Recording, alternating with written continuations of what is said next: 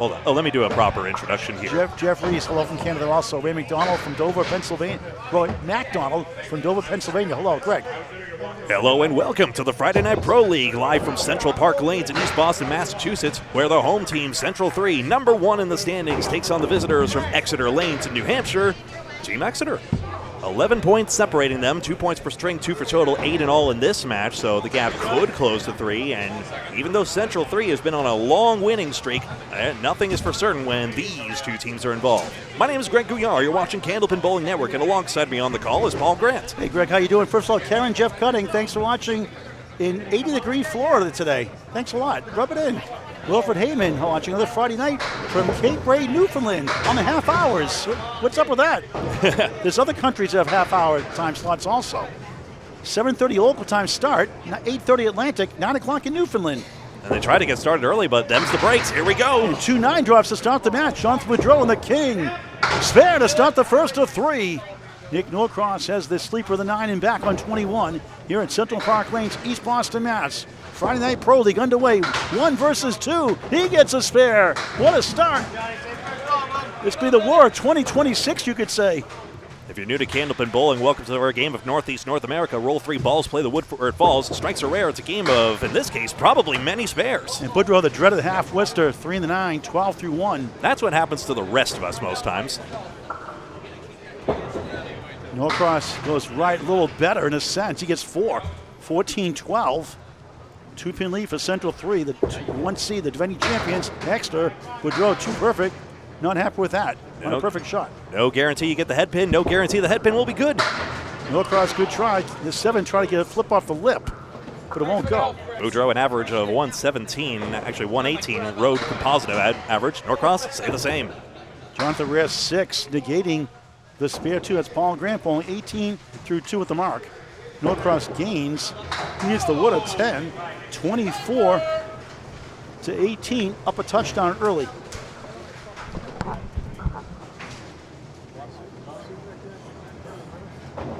Shift this along now to the number 2 bowlers, Eric Pelletier for Exeter and Charlie Collins for Central 3. The Terminator. Hello, Lori, if you're watching. Hello, Hunter. Hello. Hello, Kim. Hello, everyone ever. 1-2-4 for Eric Pelletier, the son of Kim Pelletier. Now Kim Baker, Collins, 9. Tap of the 4 holds, wood in front, hanging around. 2 in front, 1 behind. A golden chance to get on the board to start his match. Eric 2 far left, 1 of the 2. What a great lineup both these teams have. Collins, spare. Just celebrated birthday this week. Some shots in this game are easy. His twin brother Hunter Collins, same day. Eric at 9, and Central 3 has the early lead by 7. Charlie Collins, road average 120. Yeah, that's very good. Eric Pelletier, 114. Eric Pelletier, also the father of his father of a son who's 12 years old, and he coaches his hockey team. And the average is based on away averages. I have the overall averages too, if you want to know that. Within a pin or two in some cases in Exeter, there's next to nothing, in fact, in it. 3-7-10 for Pelletier. Collins crosses over, bombs away, baby! Strike on spare! Hello, 20 box. 20 through 1, 30 plus 2 through 2 out of the gate. Eric has decent wood for a spare. Nails it! What a great start to the match. 19 of the ball through 2. The number 1 seed leads the defending champs early on. Replay from Greg. There you are. There you see it there. Thank you, Kevin from Missouri. I always appreciate your consistent support of our channel. Maybe we'll make it mozzarella sticks on this occasion around. Much appreciated. Theo, 3, not a boom. It's a bombs away, baby. When it's a thunderous strike. Get the bombs emojis going. There we go. Paul Flanagan watching. Hello. Super Missouri Meathead. Hello. Kevin. Surette slips doing his skating. And it's a foul, so that'd be no good. So a tough break. It'll be a reset. You know, it was really funny. I was seeing a curling impersonation here on the lanes earlier. One person was sweeping the lanes, and then Stanley, the dog who we've seen on past broadcasts, was barking. So one person's sweeping, and the other one's yelling. He was going Paul Simon, slip sliding away. That hit from the 70s, if you know what I mean. Well, approach newly cleaned. That can happen. That's a second ball. Not bad. 1-3, the 9 and back of the 3. Left-handed Josh Daley on 21. Missed number 1. Surette, a 2-ball 9 box, you could say. 9 through 1. It's a good recovery. Daley gains with a 10. Central 3 chipping away early in front. 64-46. One mark for each side. Greg Gouillart would call the entire second string. Unless you want to switch every 2 boxes, Greg. Up to you. I like the second string format. Okay, you got it. Josh Daley, 123 average. Surette, a 124 average. We'll go over the overall averages next time around, too. Jeff doing a test slide now, just to make sure. Would you take a look at that, I'll say. See what that happens. Daley, ready to roll. Pounds the pocket. 7 left. Middle, 3 of the 5 middle. 8 left, 9 right. And we've seen people forget their shoe cover. It happens. Surette spares. 19 the ball through 2 in the first of 3. 1 versus 2 position round. High wood. Not sure it takes the 9 for Daley. Daley, good try. Bounces to the 9. Trying to lead to the 5. It goes! Oh! Nico highlight reel. A strange spare for Daley, the mini legend. 20 the ball through 2 in the first. Gee whiz, what a fast house this is. I'm just kidding. 7, 8, 9.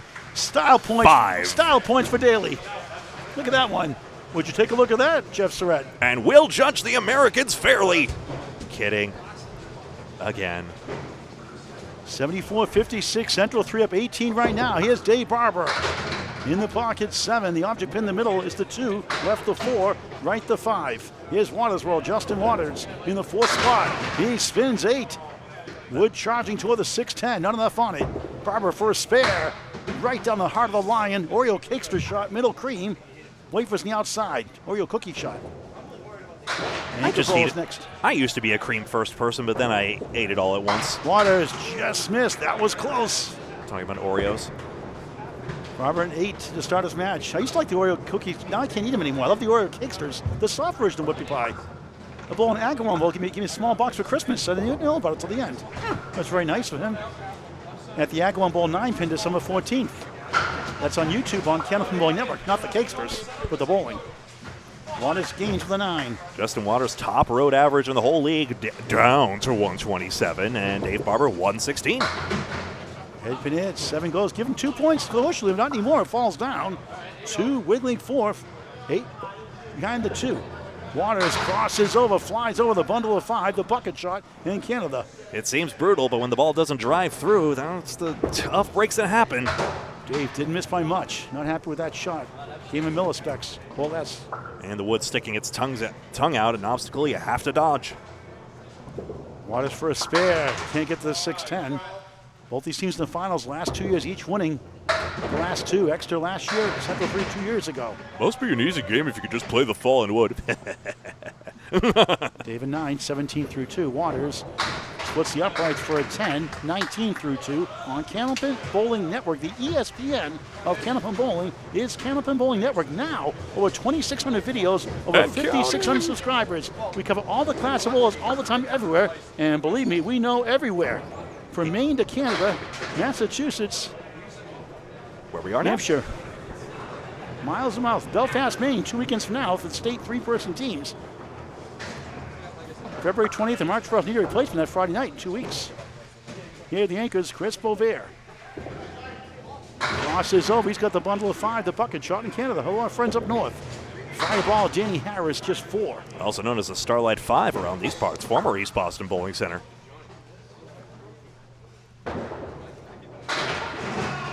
Boisvert, 31% chance. Stats by Candlepin Bowling Network. Goes 30.99. Harris, what a try. He will get it finally. Slow motion spare. That was not instant replay, Greg. Well, what was it? We could show one replay. Yeah, it was slow-mo all the way, I guess, but there you go. A little extra wall action to take that out. 20-pin lead for Central 3. Plenty of time left. This 3-string match. Position around the last week of the season, week 35. This is week 23. Yeah, Stanley'd call it on chat. Hi, Wayne. Boisvert soft hit 4, 14 through 1. Here's Harris on the nose, splits, I think. The 7 won't budge. 3-6 to the right, 17 through 1 on the first of 3. Bit of a rough break, but that 7 feel about average. Stanley gets rough breaks. Ruff. The dog. No, don't get him started. He was so good last week. We don't want. We want him to be on his best behavior. Harris missed there. Actually, too far right. Danny actually says he brings Stanley early to the lane so he can get out all his energy, so he's all yipped out by the time the bowlers are up. Boisvert chomps up 1 for a 7, 21 through 2. Harris, same spot for a 7, 24 through 2 on Candlepin Bowling Network on YouTube tonight and Facebook. Follow and like the video and subscribe free.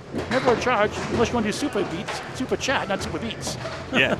Greg. Hit the buttons, do the socials. Yeah. 117 to 94 right now. 1, 2, 3, 4, 5 marks for Central 3 to the 4 of Exeter, but Exeter's only filled a couple of those with 2 and 4, so stack that against, Collins' 20 box for a start, and that's why Central 3 is way out in front.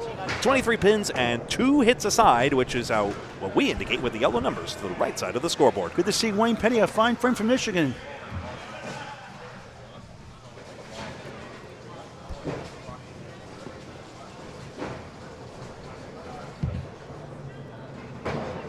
Back to the top row, Nick Norcross. Spare 4-10, Jonathan Boudreau, spare 2-6. He bounces 7, 1-4-7, generous leave in a sense. Not quite Scott Douglasian, but you saw that. We've seen all 10 go in that area. Douglasian? Yeah. Boudreau, 6-9-10 now. Norcross inside the pipes. Boudreau, good second ball, 2 accurate, 2-4 left, 3 to the right. Boudreau works here. You'd think he'd know all the breaks by now, and yet the pins continue to disappoint him on the daily. Nick at Nite, a 9, 27 through friction, 33 through 3. Boudreau at 9, he's at 27 through 3. Last week, Boudreau at a 316, looking for better this week. Norcross did not start. Nick Leach had a 354, which is somehow bottom on the team last week, as we saw. So it's a very solid score, but Nick Norcross comes in. It's actually in the top quartile in league average, in fact, but that's bottom on the team. Stacked roster. Boudreau, of course. Missouri Media, thanks for the $5 donation to Candlepin Bowling Network. Helps cover expenses, which we could use for equipment and travel, especially for the mixed worlds. Not for me so much, for Greg and Bob Lee. It's still more than a give and a take for us, so we really appreciate your support. Network 2007, who are you, Network 2007? From Myrtle Beach? Somebody's open house down there. We'd love to have that happen.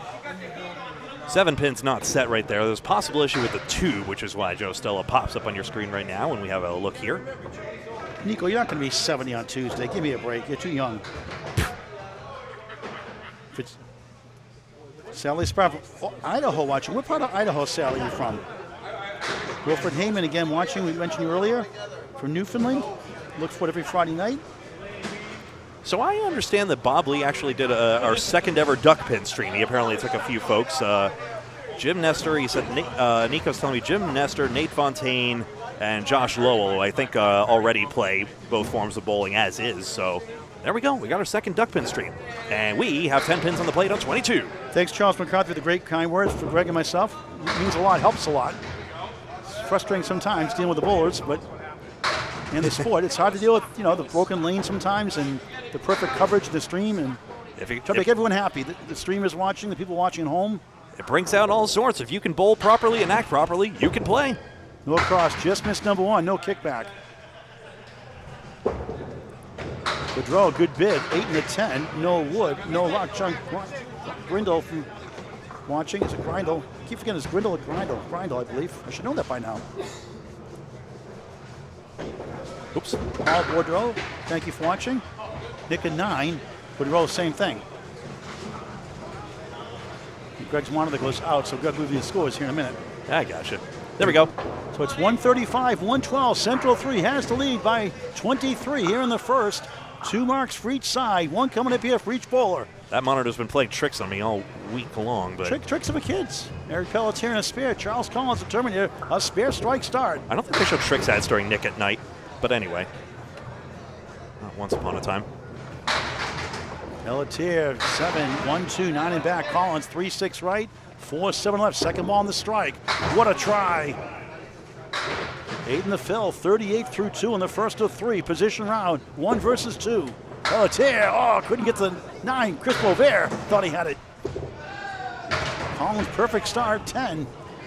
Yeah, it looked like a good effort on Pelletier's side of things. I guess he thought the ball deflection would be more favorable. Match to 10, Collins 48. Eric spare 7, 26 through 2, 10 in the box, 36 through 3. It's a 24-pin lead for Central 3. 1 spare for the next bowlers. Bowlers 3 of 5 next. Collins had a 359 last week. Pelletier 368. Only Surette had more. Collins triangle right, 45% stats by Candlepin Bowling Network without wood. Class A bowlers. Pelletier spills 8, 5 in the 10, decent wood. Middle pin for Charles, 3 left to 5, right to 6. On lane 22, just missed, not by much. Triangle's basically a coin flip. That center stripe indicates head pin accuracy the way we do it. That's not standard Candlepin notation, but... Don the Barber watch from Scarborough, Maine. His barbershop met me with the Big 20 75th anniversary that Sunday, November 30th, 2025. Catch the interview with Mike Walk, about 10 minutes long, on YouTube on Candlepin Bowling Network. Hit the subscribe button, it's free. It's free. See Don the Barber in Scarborough, Maine for a haircut. Oh, what a try. I thought he'd go more middle. Didn't carry. Collins a 9, his only pin on the deck so far, 57 through 4 in the first. Bit of an indictment of my pin cam angle. I think we get enough of a good look here. Pelletier gets a 10, 46 through 4 in the first. You still do see the fair wood there, and to see where Pelletier went for this, he was not interested in either of the other two pieces. But it tripped up on the minefield in the middle there, and unfortunately the spare try was foiled. Central 3, 162, Exeter 139. Central 3 in the green shirts tonight with Josh Daley, a 23-pin lead. The only marks on the board belong to these two fine bowlers. Future Hall of Famer Jeff Surette, and down the road, definitely Josh Daley. You'd think. He's won so much already. Hey, they have an age minimum for a reason, but Daley's on the right track so far. Daley on the crossover, lightly salted, 5-1 split. The wobbling to the object holds, better off standing. Surette crossover himself, he gets 7. The setback lead. Hello, Corey Smith up in Canada, that's 1. What's the over-under, Corey? He didn't tell us. Daley, what a try. Can't get to the East Coast. You call for him and he comes. Jeff has that wood sticking up. Stepping up, it's game, you could say. We're playing in 3 dimensions here. Sticking his neck out, that wood. I think the red line can drag the 5 en route. Oh, no, he's not interested. He got it anyway. What a shot for a spare. Daley spare 4, 24 through 2. Just Red spare, 26 through 2. Now a spare, 36 through 3. Daley a 10. And this is one of those subtleties that makes Jeff Surette's game elite. You see, he's not enticed by the front wood. He says the back wood and the scorpion tail that takes it out from behind. Jumbo shrimp tail. 7-6. Daley 34 through 3. A chance, 2-4-7. 2 and 3 pinners, 51% without wood to convert. Stats by Candlepin Bowling Network. Diamond left on Valentine's weekend. For Surette, 27% chance here. Spare 7, spare 6. I'm glad it's not the other way around. 42 through 3. The other way's dumb. Daley outside the 2-4-7. Surette nearly stumbled again, but she doesn't miss anything like that. Surette over 3 in a row. Can't get to the 4. The tough one to get was the 8, the sleeper. The 4 survives. And Daley, a Paul Grant special, missed the second, make the third. Not a good time for that, 10. Been perfect. Surette a 10 himself, so Jeff, as Daley is 4-4-4, 44 through 4. Surette 52 through 4. It's 186, 172. The lead is 14 now for Central 3. That closest Exeter's been in quite a while early in the first. Corey says that's not a real setback. Yeah, that's true. Setbacks you usually think of as having that annoying piece of wood against the sidewall. It's just against the doubleton and just doesn't work. And Corey would say, play the single into 2 just like you would any other split. Strike for Waters World. That is gone. Barber a chance, 2 middle, 4 left, 5 right. Brent Lewis saying it's a little blurry tonight. Is it me or is it the stream? Let's check the stream here. Probably stream bandwidth. I don't have like max bandwidth here. Barber the spare. Can always re-upload if it's completely insufferable.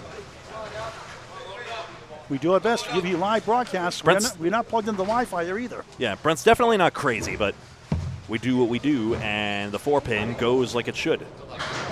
Nick Leach is in the house, the alternate, well, the low man out tonight for Central 3. They have a 6-man rotation, lowest man out. Waters trying to double the strike. There goes the 10, 7 left, 6 right. Barber the bonus. He's got the 4 to fall down finally. 10 pin for another spare on the 9 fill. Big difference there. 36 through 3. The Barber watching, the Barber bowling. Paul Duffy, hello. Waters won't carry. A sea of wood going right around it. Does for spare. Back to back for Barber. 46 in the ball through 4. Exeter making a run for the lead. Definitely some momentum now. Waters ski ball shot going to 50 points, 100 points, no points, 0, 8, 45 through 4 in the first of 3. 1 versus 2. Position round, week 23 of 35. It's on Candlepin Bowling Network. Hit that subscribe button, it's free.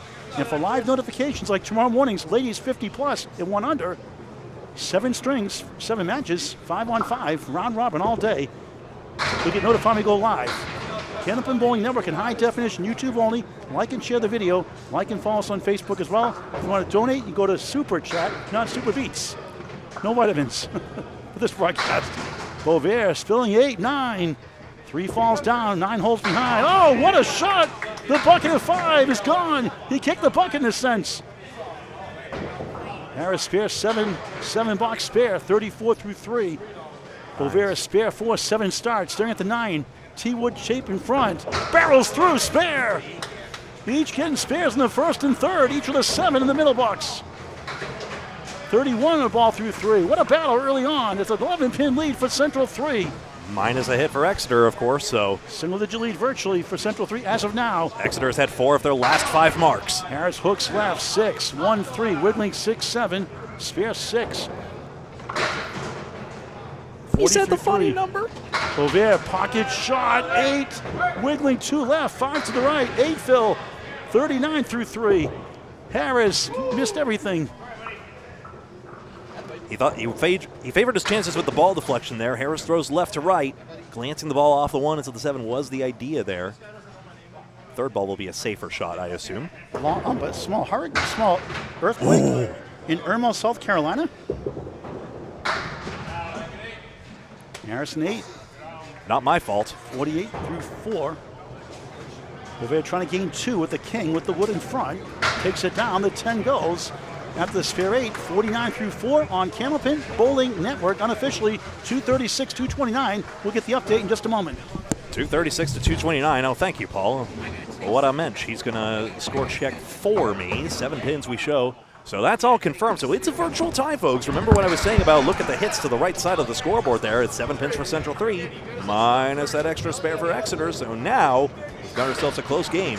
The real Dan Alexander watching. We're playing for points, remember. 11 points separate them in the standings, but if, say, Exeter takes all 8, 2 points per string, 2 for total, 8 in all, then the standings would close right up. This is position week. 1 hosts 2, 3 hosts 4, and so on. 11 hosts 12 across the league. John Boudreau pounds the pockets, fills 9. 4-7 go down, 6 pin left up. Boudreau's been desperate for a break. He was really furious with how his bowling's been going so far. Norcross on Route 28, the 2-8 go down. Jonathan has spare 2 to start, 36 through 4. Nick 6 better. Boudreau missed the chance. Tickle pink about that one. He is wearing pink. Thanks for noticing. So is Lafayette. I was just about to say that. Nick 4 and the 6 right. Jonathan, a Paul Grant special. Missed the second, make the third. That's 2. Imagine everybody donating $1 on the stream for Candlepins for Cancer and a PGS. That'd be great. Candlepins for Cancer. Norcross a 9, 51 half. 46 half for Jonathan. Candlepins number 4 at Cants.com. Candlepins number 4 at Cants.com. $4,000 paid out to Candlepin families and their relatives with the cancer treatments in 2026 already, and $111,000 overall. Last year, record $35,000 paid out, more than double any other year. Candlepins number 4 at Cants.com via Venmo. You can also mail a check. The address on the website at candlepinsforcants.com to get the address. Just in the check to. Norcross a chance, 2 in the 7. Jonathan washing out 5 and 2. Of course, still waiting for the over-under on the setback shots tonight. Boudreau 147, off track again. So again, his argument is there's been 0 so far. Well, we have 1. The wood wasn't in the right place, technically. Technically, he's right. Technically. That's sit flat in the 4-7 of the 6-10 to count. Norcross missed the chance in the mini split. Boudreau gets the short 2 for a 9, 55 through 6. Muttering to himself.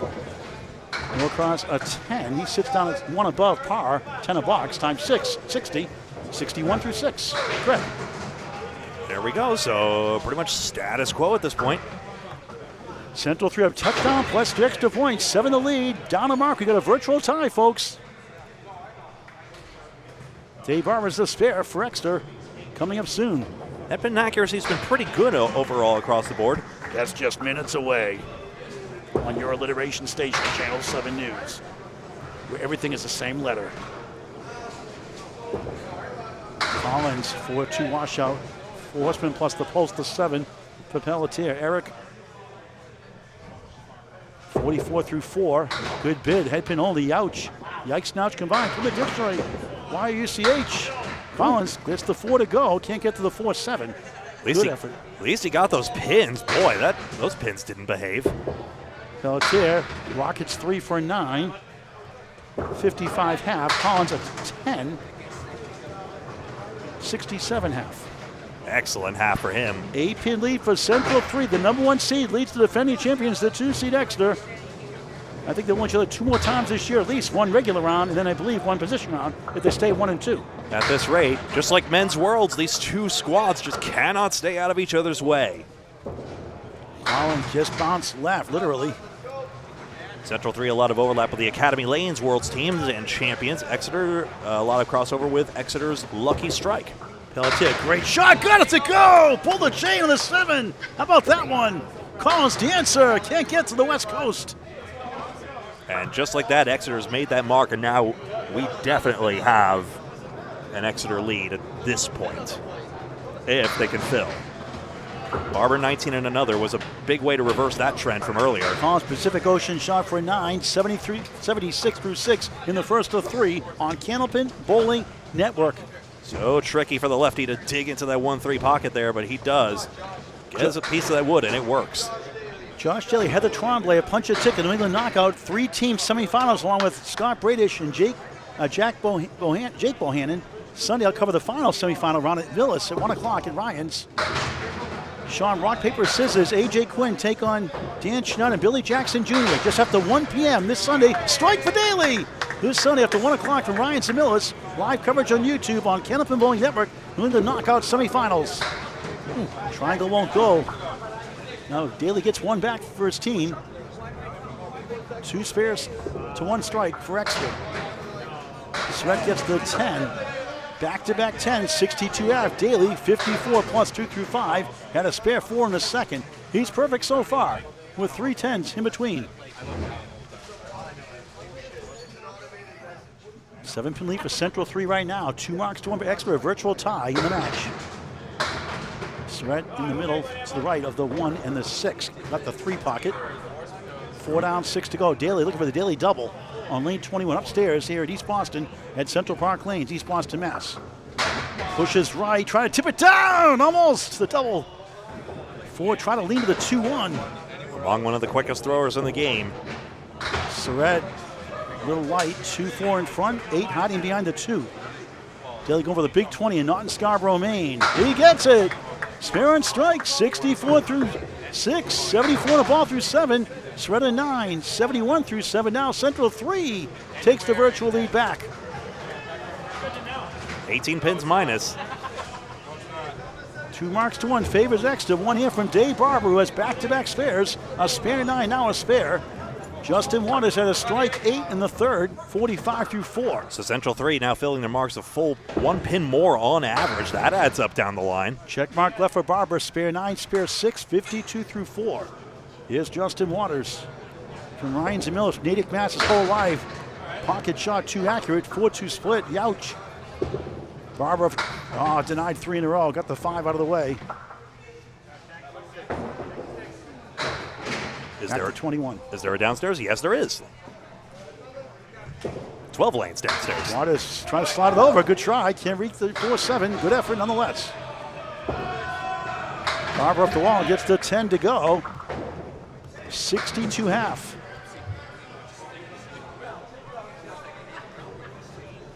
JW, Justin Waters.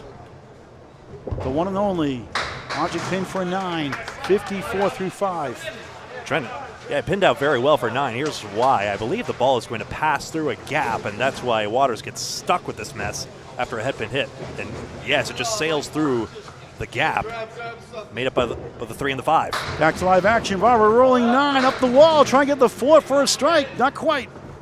Solid headpin hits all the way for Barber. Waters In the pocket, 8, 5 in the 7. Trying to push the 5 down. It does. 7-pin only now. Tough piece of wood in front. Barber missed it. Sometime, I mean, not all Barber's leaves have been quality. There was a diamond he got stuck with and made a great effort on, but has had his opportunities, and he has converted 2.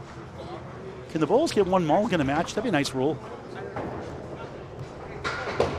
Waters spare. Big swing there. 64 to ball through 6. And Dave, our third Paul Grant special, the first, missed the second, make the third. Not a good time for that. 10, 72 through 6 in the first of 3. Coming up next on Candlepins for Cancer, Mulligan 9-pin best box. Coming soon to a bowling center near you. Actually, next one. With horseshoe leaners. Well, yeah, really, that'd be great. We should set that up in the lanes. Horseshoe leaner. 10 pin stem plus a horseshoe leaner on the side. That'd be fun. We have seen cornhole setups on the lanes before. Not these, but elsewhere. We have 2 events starting March 3rd and March 7th. One's a one-day, one's an all-month event. We'll talk about that in a minute. Go to candlepins4cancer.com to register. More in a moment. Boisvert, beautiful ball strike. Bombs away, baby. 59.5 plus 2. Danny Harris steals 8. Generous leave. 1 of the 2. Wood to the left. Excellent strike by Boisvert to get Exeter back into this. What a great first string as expected. Harris for a spare. Right between the eyes. 58 the ball through 5. 333, 322. Central 3 with 3 marks at 2 advantage. Up 11. To negate that great hammer by Boisvert. By the way, speaking of cornhole, I've seen a game called Foaling where you throw a football at bowling pins, 10 pins on a cornhole board. Why didn't they call it football? Come on. I'd rather play Skittle Bowl. Boisvert on the crossover. Bomb! Double strike! Wow! Bombs away, baby, square! Harris, full horse from the post to 7. Big swing for Exeter. Combo breaker. 3 marks in 4. Perfect last 4. The 7 box is only blemished in the second box. Harris, a 1 in 5 chance. Good try, can't get to the 7. And now Central 3 takes the virtual lead with the power of the double strike from Boisvert. Harris takes the 10. After the spear 5, 63 through 6, 7 is it through 5, and then 61 is it? I missed that score. Yeah, 61 through 6. No, sorry, Harris is 73 through 6. I went too soon. There we go. All right, update from the soothing sounds of Greg Gouillart. I think we've caught up with all this scoring right now. I mean, gee whiz. Exeter lanes with 3 marks in hand, including 2 from Boisvert. That's how we're counting that. So that's why they actually are virtually tied right here. Do they call it a turkey and candlepin? Yes, some do. Some say a turkey has 3 marks in a row, but I heard that term more on King of the Palace. Scores confirmed, Greg. Top of the order. Thank you very much. Not in marks right now. Nick Norcross, the left-hander. Eric Pelletier on the left. The other left-hander. Craig Holbrook, left-handed bowling tonight on the other side of the pond. Boudreau, chance, 3 middle, 5 left, 6 right, a spare 2 to start, nothing since. Nick had a spare 4 to start, nothing since. 3 in the first ball, 3 in the second, 1-8, 6-10 right. Boudreau for spare. Yes! Extra on the run right now. 65 in the ball through 7 in the first of 3. Great start already. Norcross, head pin only, Youch, 7. 68 through 7 in the first of 3. Greg Gouillart calls the entire second string off. Light background vocals. I'll check scores, hopefully around the rest of the league. The roving reporter.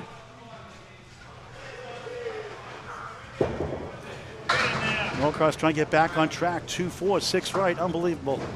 Nico's trying to call a station ID on your behalf. Oh, yeah, that's right. We haven't got that yet. Boudreau, rocket shot. 4 left, 6 right. Try to give it a ride. 18 blocks up to 73 through 7. Nick trying to get it over. What a try. Hard to get the pin to slide end to end like that. Great bid. Not a lot of sidewall action here.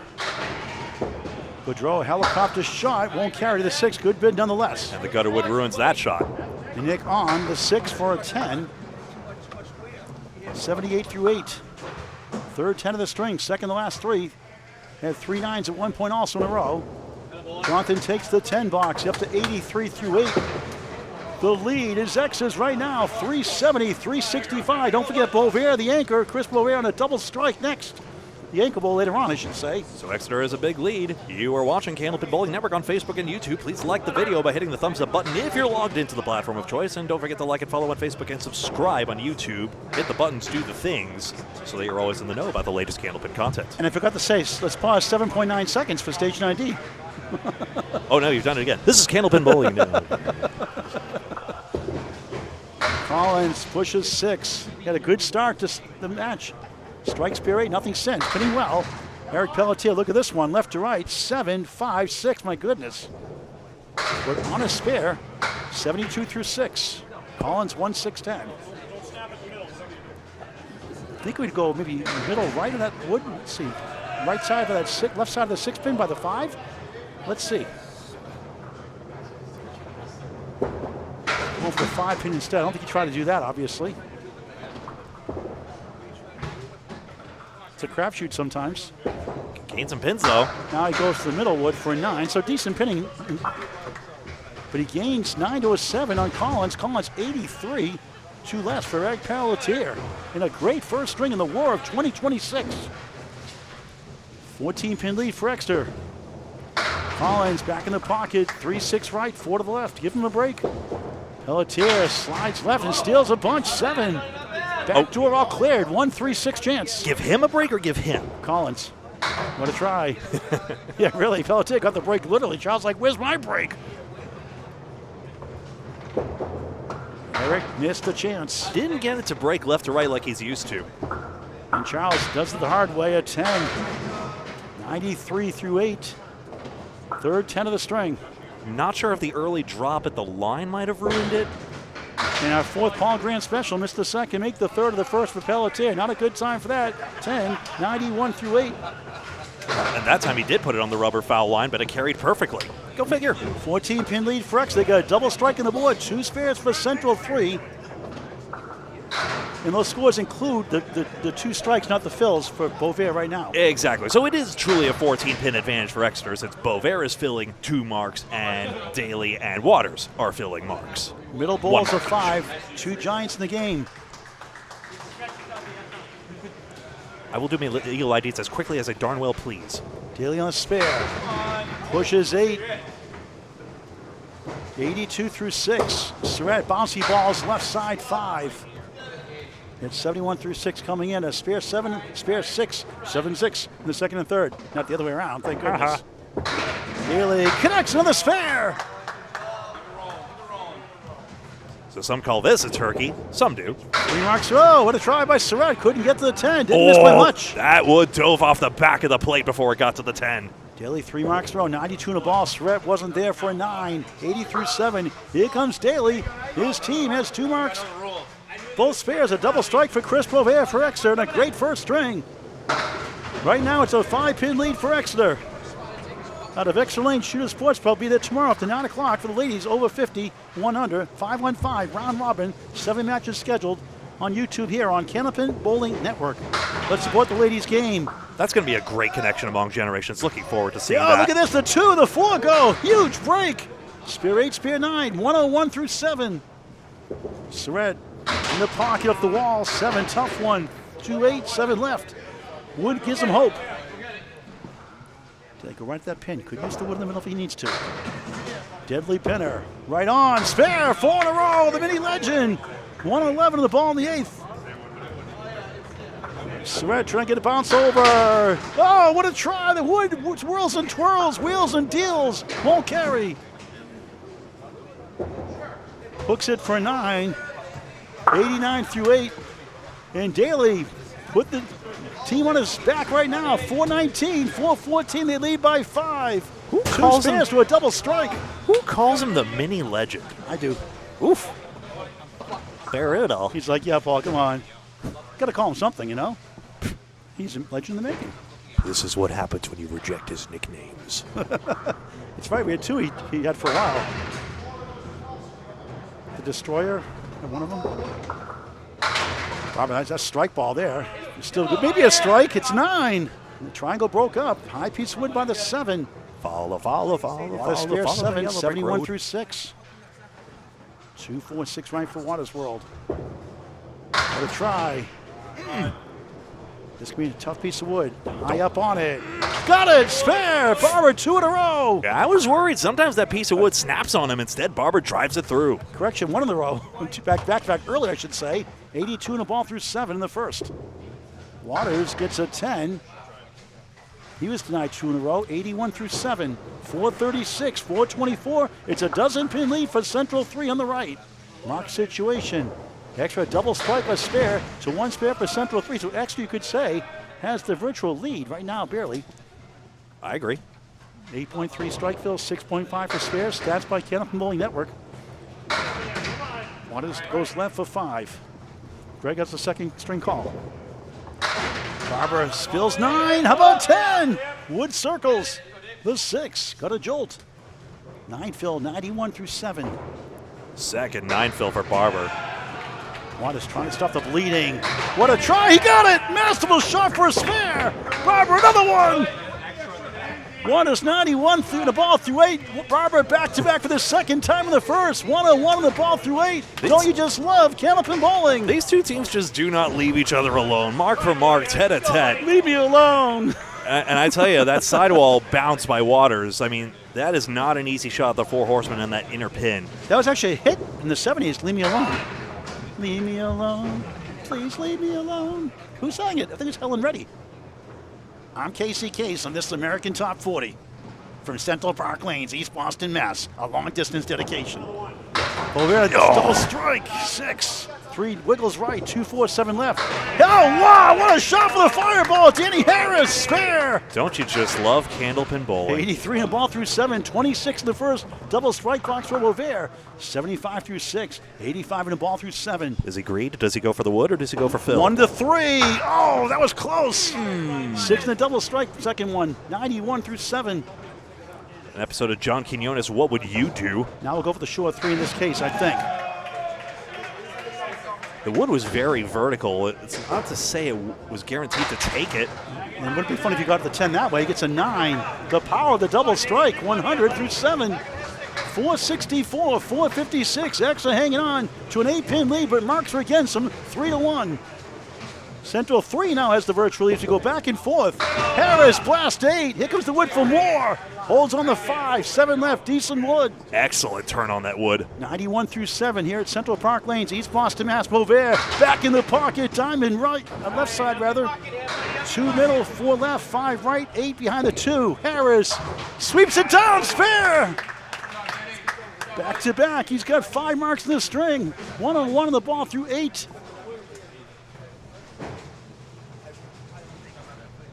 Boisvert, 27% chance. The 8, the tough one to get, still there. The sleeper stands somehow. It's a bird on the perch. 4 pins, 1 in 4 chance. Central 3 should have the advantage again. Boisvert, 9. It could be a preview of the finals for the potentially for the 3rd year in a row.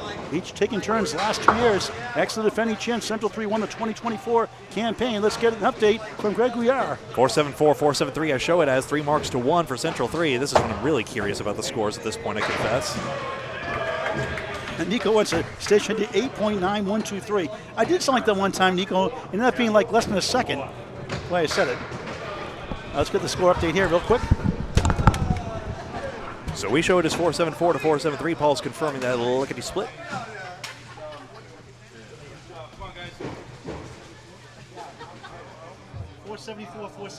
That's confirmed. 474, 473. Central 3 up 3 marks to 1. That's the true nature of the advantage here. So Central 3 looking good, but still time. Final top of the order for the first of 3. Boudreau 9, taps the 5, double wood in front. Wood turned all the way around, that should be favorable. Nick Norcross breaks the diamond, better odd from 27% to 45%. Stats by Candlepin Bowling Network, 245. Jonathan spare. 3rd spare of the string, 93 to ball in the 9th. Norcross to answer for a spare, missed right, 2 in the 4. And here we go again with a tight one. Fasten seatbelts, still 2 more after this. Nick a 9, 87 through 9, a spare 4 to start, 8 straight without. 483, 483, how close do you get? We're dead even, tied. 3 marks to 2, favors Central 3, about a 7-pin virtual lead. Boudreau's bonus is 6.5 in the Richter scale. 7 wobbles left, 1-3 in front, 1-3-6 in front. Exeter's taken 6 points against this team before. Anything can still happen. 9's a wild, 9-9-9, 99 through 9 for Jonathan. Trying to send it over. He got it! Back to back! 109 in the ball on the 10, 3 out of 4. Norcross the answer for a spare. Off the wall, the 7, being stubborn.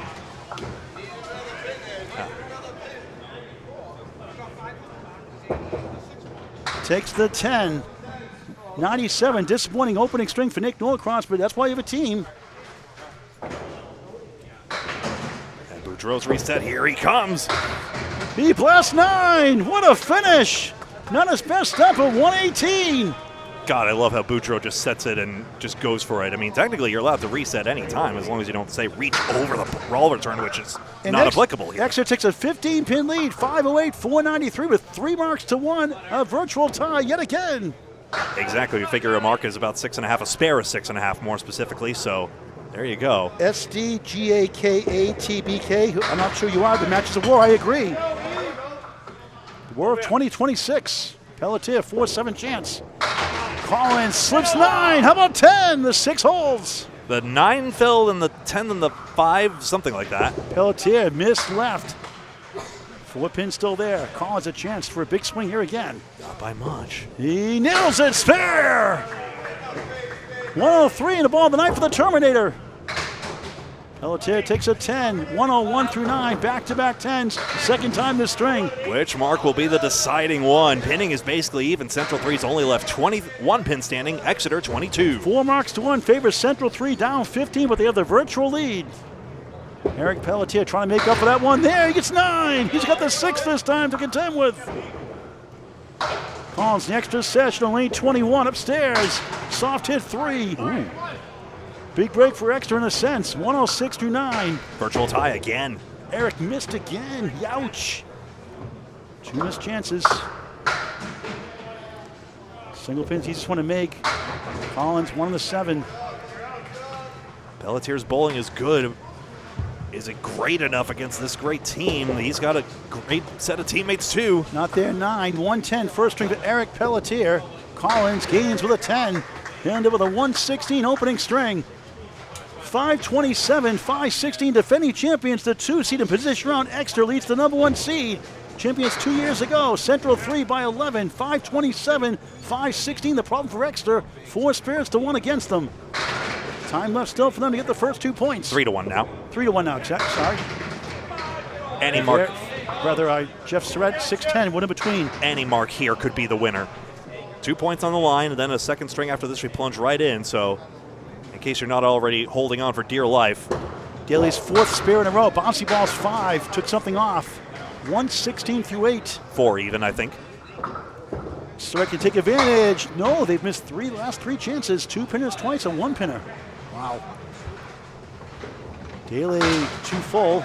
Took out the 1-9. That's a 2-4, 7, the 8. Hiding behind the 2. Any pin left standing could be decisive. Surette, Paul Grant special, missed the second, make the third. Actually, that was a 2-pinner, right? So yeah, not wrong pin on the 2-pinner. Yeah, sorry. A regular 10, sorry. Strike them the record, Your Honor. 99 through 9. Yeah. 9's a wild. Couple of 8, 1, 2, 3 through 9. Greg. Yep, couple of 2-pinners, a single pin. Everyone sees that. The opportunities have been there, and yet Exeter has the advantage. Thanks, win over 200 watching live. Surette a triangle chance. 3 middle, the object. 5 left, 6 right. Wood behind, wood to the left if need be. Daley smokes the pocket. 9, wiggling 4, halfway down plus. You were hit. Another hit for the wood, goes right by. Surette, spare, the 10th. Makes up for it. 109 in the ball. And now a single on the other side. 4 pin still frightened. Daley, bouncy balls away again. So it's that rubber foul line someone's asking. Kevin's asking, in fact, that, yeah, the rubber foul line totally changes the trajectory of the ball. And that is the official Paul Grant special. Missed the second, make the third. 5 combined by the 2 teams so far. A good string either way. 133 for Josh Daley. 547, 538 extra. The defending champs, number 2 seed on the road. Up 9. 2 marks apiece now. So now it works out for them as of now. Surette adding more with 5. 114, first string for Jeff Surette. A 14-pin lead. Now it's 2 marks to 1 to Central 3, a virtual single-digit lead for Exeter in a back-and-forth match. It's just the first of 3. Marks are exactly even, 17 to 17. Pinning is exactly even. Here we go. Pocatello, Idaho, Sally. Spar watching 4 hours from Boise, Idaho. Go Boise Broncos, Boise State. Barber, look at this one. A little better than we thought. 1 rearranged 2. 1 2.57 right side, 9-10. Waters blast the pocket, 7 4 7 10. Unbelievable. Sorry, Casey McCool.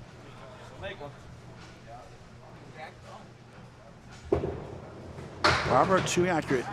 2.5710 still there. Try to get a couple here and move on. Waters may have play on this one. Can he send the vertical wood to the left? Paul Flanagan watching. 10 is a barn door. Waters with the wood. What a try that was. Making something out of nothing. Almost got it. Extremely difficult to get to the broadside on that. Barber grabs 2 for 9. 1 after the spare 5 after a spare 9. 106 through 8. 115 through 9. Waters spare 7. 98 through 8. 10 in the box. 108 through 9. Winding down here in the first. Greg calls the entire second string. 3 boxes to go. It's 11-pin lead for Exeter. Minus a mark from Central 3 from Danny Harris next. Surette the fireballer on deck. Surette got his head pin on that last fill. He got a 5 fill. It's Harris's fill that's coming up that's going to be interesting to compare. You hear the frustration on the Exeter side. Nickel and dime. Waters spins 8. Wood hanging around. Oh. Let's see where it lands. 5 and the 7. Not as bad as we thought. He'll need a ricochet. What a great first string. Instant classic. Barber, good try on the 5. Try and get to 125. Can you twirl this wood somehow so that it spanks the 5 into the 7? Waters the wood. Oh, that was close. That's kind of the twirl you have to put on it. Maybe play too much cap. Dave, big 10 on the 10 pin in Candlepin. 125 first string. Waters a 9.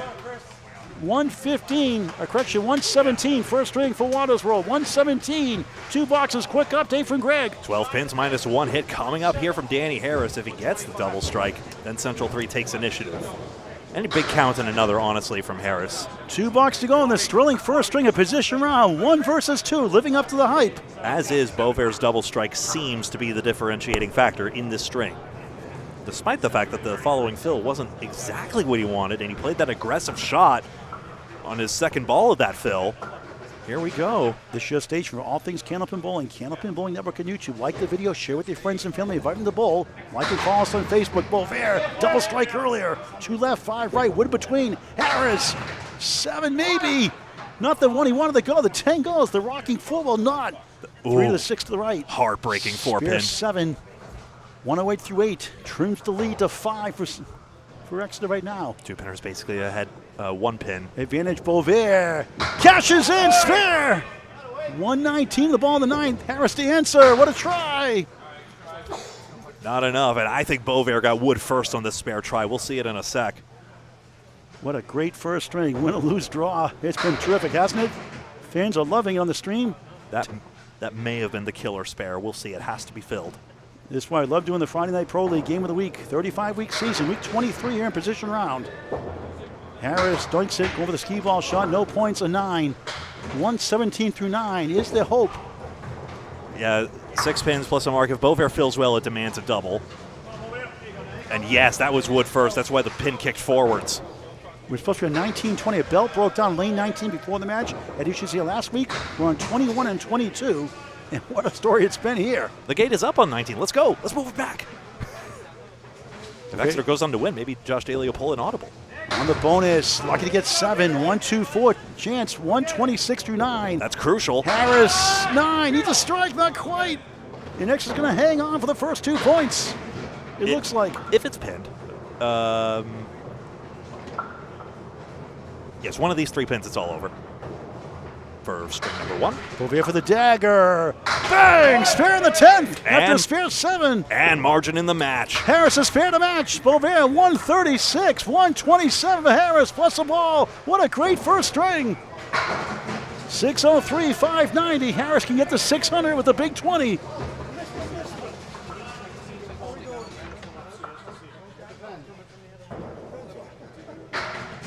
Under the sea, Sean watching from the laundromat.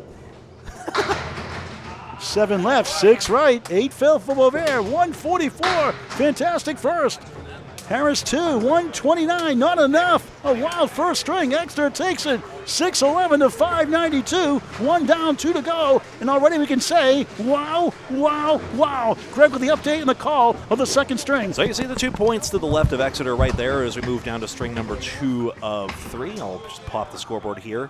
Marks were effectively 20 to 18 if we say double count Beauvert's double. We count Beauvert's double strike as 2 marks worth. 19 pins up for Exeter, and pinning was pretty much exactly even. Exeter left 1 less pin standing on the plate, so 6-11 to 592. Candlepin Bowling Network string number 2 set to begin right now as we move back to Nick Norcross. Bowlers again just keep the switching going, so we go left and right, Boudreau and Norcross. Norcross starts with a strike. Straight away. Boudreau a little light on the head pin this time, so he's got a diamond right side. It results a lot of the times when you're just a little bit thin on the pin, but so tough to fine-tune that final inch or centimeter or what have you. He's got a 1 in 4 chance. And he's got it. Wood contained the shot there, and I think that's how Boudreau gets that spare a little easier than normal, but only just. Great shot. Now you see total and game totals running there. Remember, it's 2 points per string and 2 for total. Norcross needs a better fill on this strike fill than that, and he's got a second ball for them. Central 3 has never taken less than 6 points for weeks now. Is that 6 going to tip? Not quite. They don't hate it. You hear the enthusiasm. 7 pinner, good sticks on the strike, and a spare. 3 pin falls very, very late, and Nick Norcross says thank you very, very much.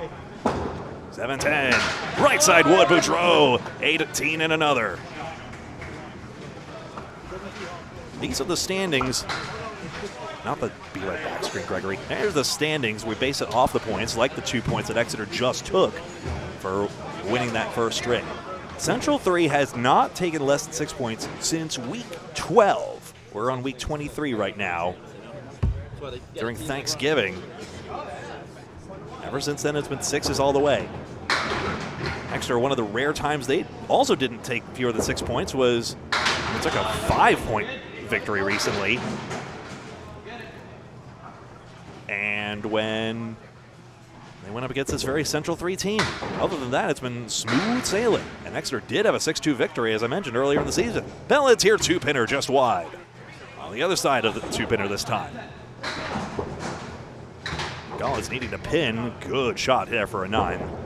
9s are fine in that case, and Pelletier held to a 1-pin game in the second box. Great to see you here. I can't look away, but the spin cycle is about complete, and people are complaining they want the machine. Well, the pin setters have cycled, and we're off and away here. Collins with a Starlight 5, we call this around here in East Boston, and a strike opposite. Pelletier wishing that was the fill, but who cares? It's usually the bowlers with that sarcasm, not me. And Collins gets the spare. So 3 marks and 4 for Central 3 as we take a look at this bomb out of the hands of Pelletier. 9-pin only barely the one last, and you see the shrug emoji in real life. Now Surette and Daley, 2 of the best of the best. Of course, Waters has the top average in the league this year. But Surette for quite some time now, and Daley just a matter of time. Both with great trends of success. Daley in the second after a 133 start. You see the running total at the top of each player's listing. Yeah, Nico, I got an update. Would you put that on just a minute? We'll put the standings up after this box. We'll tell you what happened between Hingham and Central 1. Stay tuned to the update in just a moment. Excellent. That's the match you can barely see off camera over there as we have to turn it over here. Steve McCrocken, good to see you for the first time, I believe.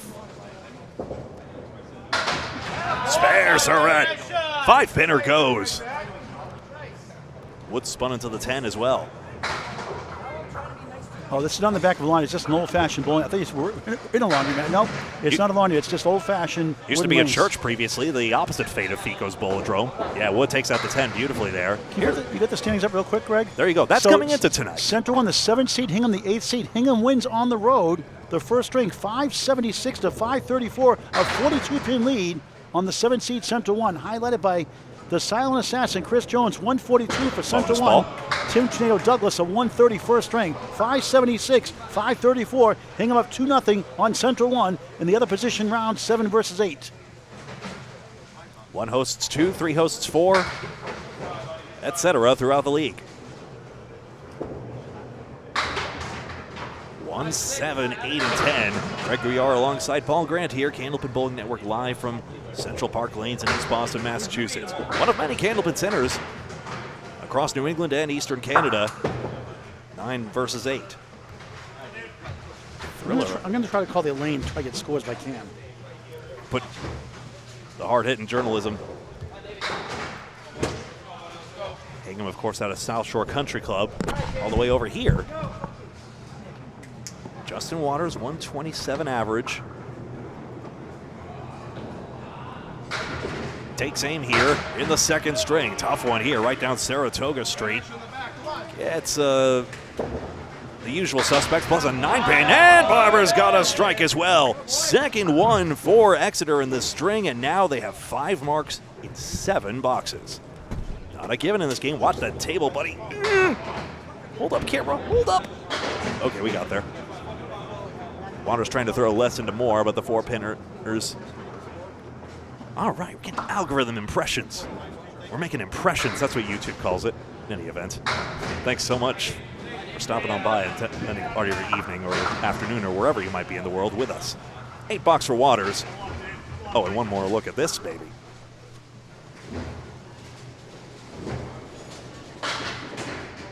Seven into 8.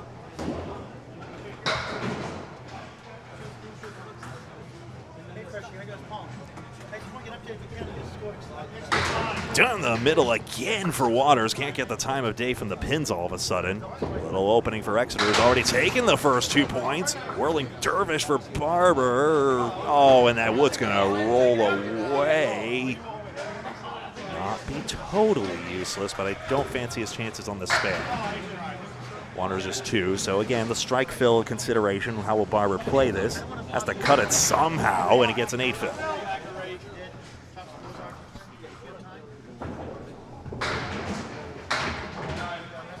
Nine is fine for Waters on that 17 through 2 and a 9 box for Barber.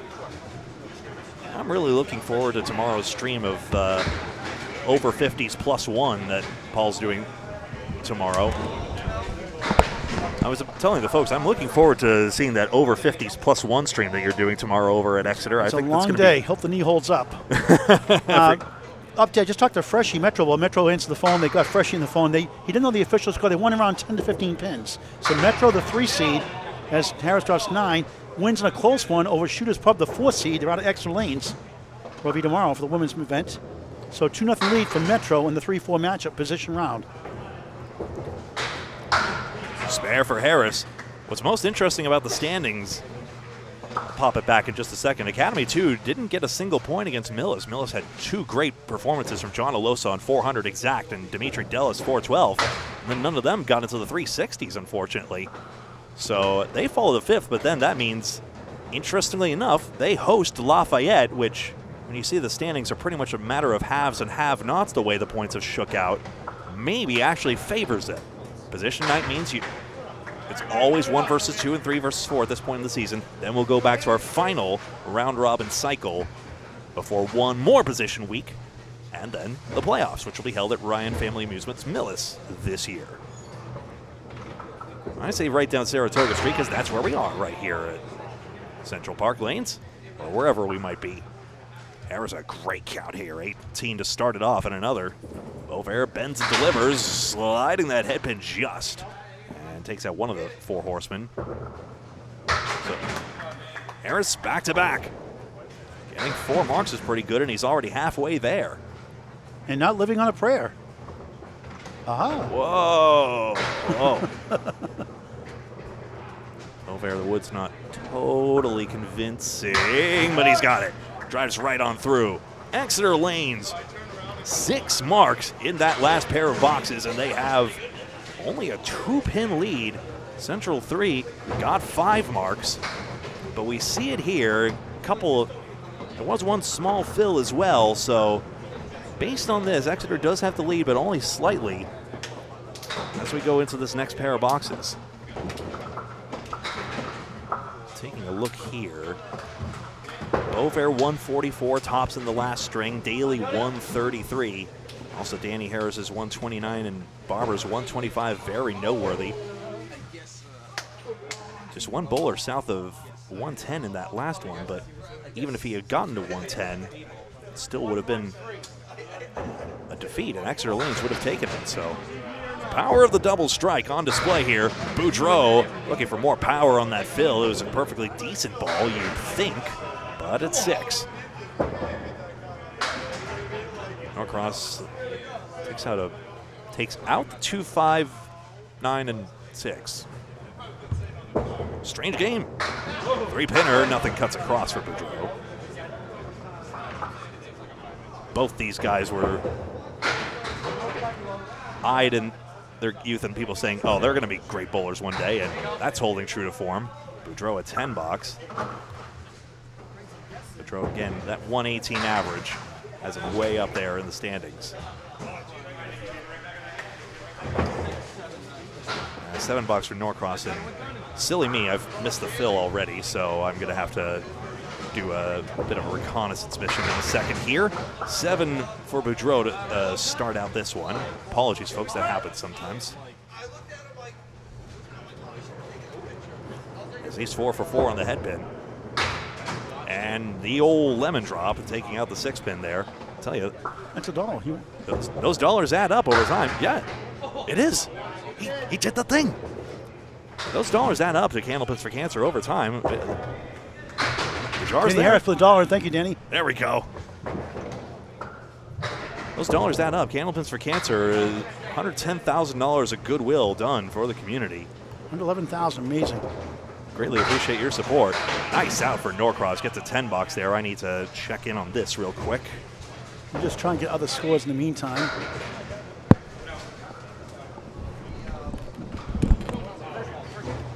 Yeah, Nico, it's 4 over 50 tomorrow and 1 under 50. It's all 50 plus tomorrow and 1 under 50, not in the 30s. We did do a roll in the oldies in Millis about 3-4 years ago.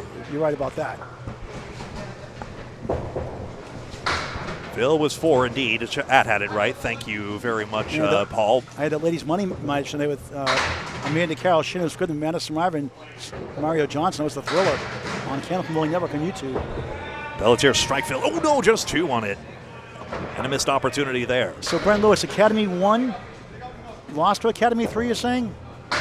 You let us know, we'd appreciate it. Also, we know the update on Academy 2. And can anyone corroborate as well?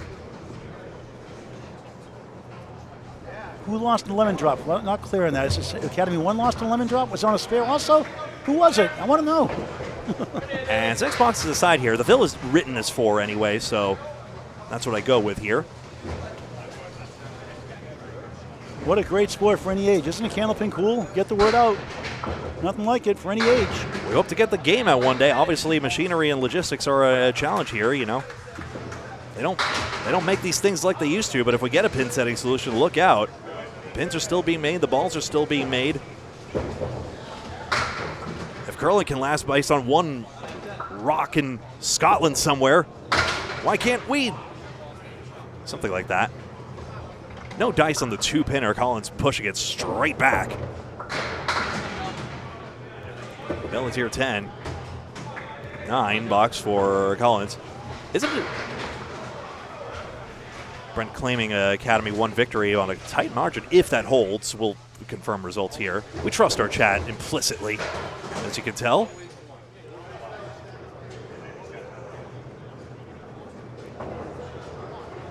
Interestingly, Academy 1 and Academy 3 faced each other last week, and now they have to make the long commute from lanes 5 and 6 to lanes 1 and 2 between weeks.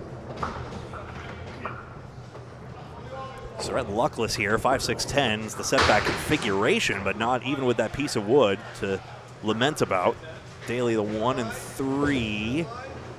And just into the curtain there, so not sure if Daley can ramp this piece of wood across, as the pins are definitely starting to turn on these guys. I tell you, that's a very interesting try. How can you do a curtain call? 3-7. No coming back from the curtain. In fact, if you hit the curtain clean, the shot is dead, unless you hit a piece of wood on the way through. You hit a pin on the plate, everything that happens is fair. Otherwise, it's foul, alas. I was just mildly curious where in the world Daley's ball ended up. It was going on quite the adventure there. The ball went straight up, and not much pin action to speak of, even though it was a perfectly good bid on that. Oh, Tony Levesque's there. That's why. Strike, Surette. Academy 1, 575, 572 of Academy 3. Big win for Academy 1. Points they need.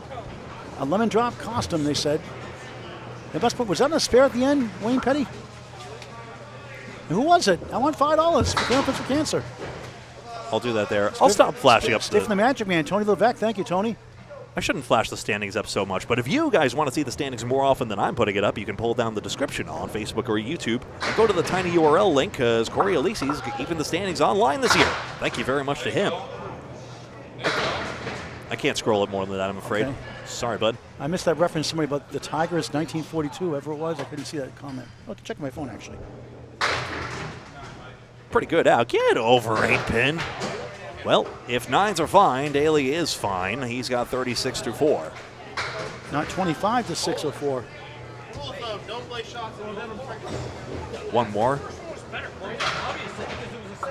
Surette actually on his crossover side, but the 8 pops into the 5. Remember, he deals from left to right. Barber takes out 5.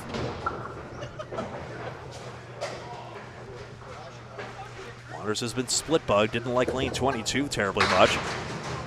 And he doesn't like lane 21 either. 2 and 2 split, that's going to make him feel jolly good. Evens up the 2, 4, 6, and 10, and no mark opposite is the solace.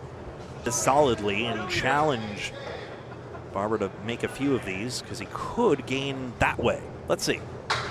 He does get the 2 on the left side. Under the sea shot from sunny Shanghai. Wow. And his opponent does go out for 6, so now a chance for Central 3 to gain 4 pins by making this 2-pinner. Much different complexion to this match after the nonstop barrage of marks. It is 10-6 for Waters. Who got the lemon drop for Academy 3? I want to know. You can watch Tony the Magic Man. Can't do it now. I'm streaming with you.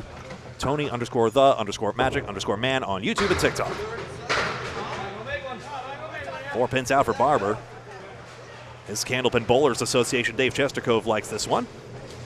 What German study, Missouri Meathead, what German stutter are you talking about? I'm not German. Waters has some choice words for these pins. Well, he could, maybe mentally. I didn't hear him say anything. $25 from the former Spread Eagle Productions. That's us, Candlepin Bowling Network. If he can convert this for a spare, guess what? He did not. That's how close the bank came to being broken. Just a little modest token of our appreciation to the bowlers. Was that Steve Pullen? Was that in a spare, Nico, by the way? That's fine off. Oh, I'll tease him. He'll be good for it. 10 again, and now that's 13 versus 20, so now Waters has picked up a mark just by solid pinning alone. The change machine ate his dollar, Steve McCrocken. Sorry. We're on Candlepin Bowling Network on YouTube in high definition. It's the Friday Night Pro League Game of the Week on Candlepin Bowling Network. Central Park Lanes, East Boston. I'm Paul Grant. Greg Gouillart continues the play-by-play through the second string. I used to think money laundering involved a laundromat when I was younger. Those are simpler years. Boisvert for us on a spare. Tips the 10, not quite into the 6, but gets a 7 fill nonetheless. It's 144 the key, that double strike string, the key to winning the first, 611 to 592 by 19. You know, we might be getting spoiled, folks. I mean, we see routinely this matchup that we used to see these stars on Channel 50, WNDS Stars and Strikes. They show a lead of late. Hey, 2-1 split goes. Boisvert off the wall. Harris cannot respond as the 7-pin tips over. You got the highlight in that one? Oh, yes, I did. Well, I hit the button. It better cooperate. My dumb computer can keep up with that smart shot making. We'll see it all together right about now. 2-1 split, and you see the wood action off the wall here.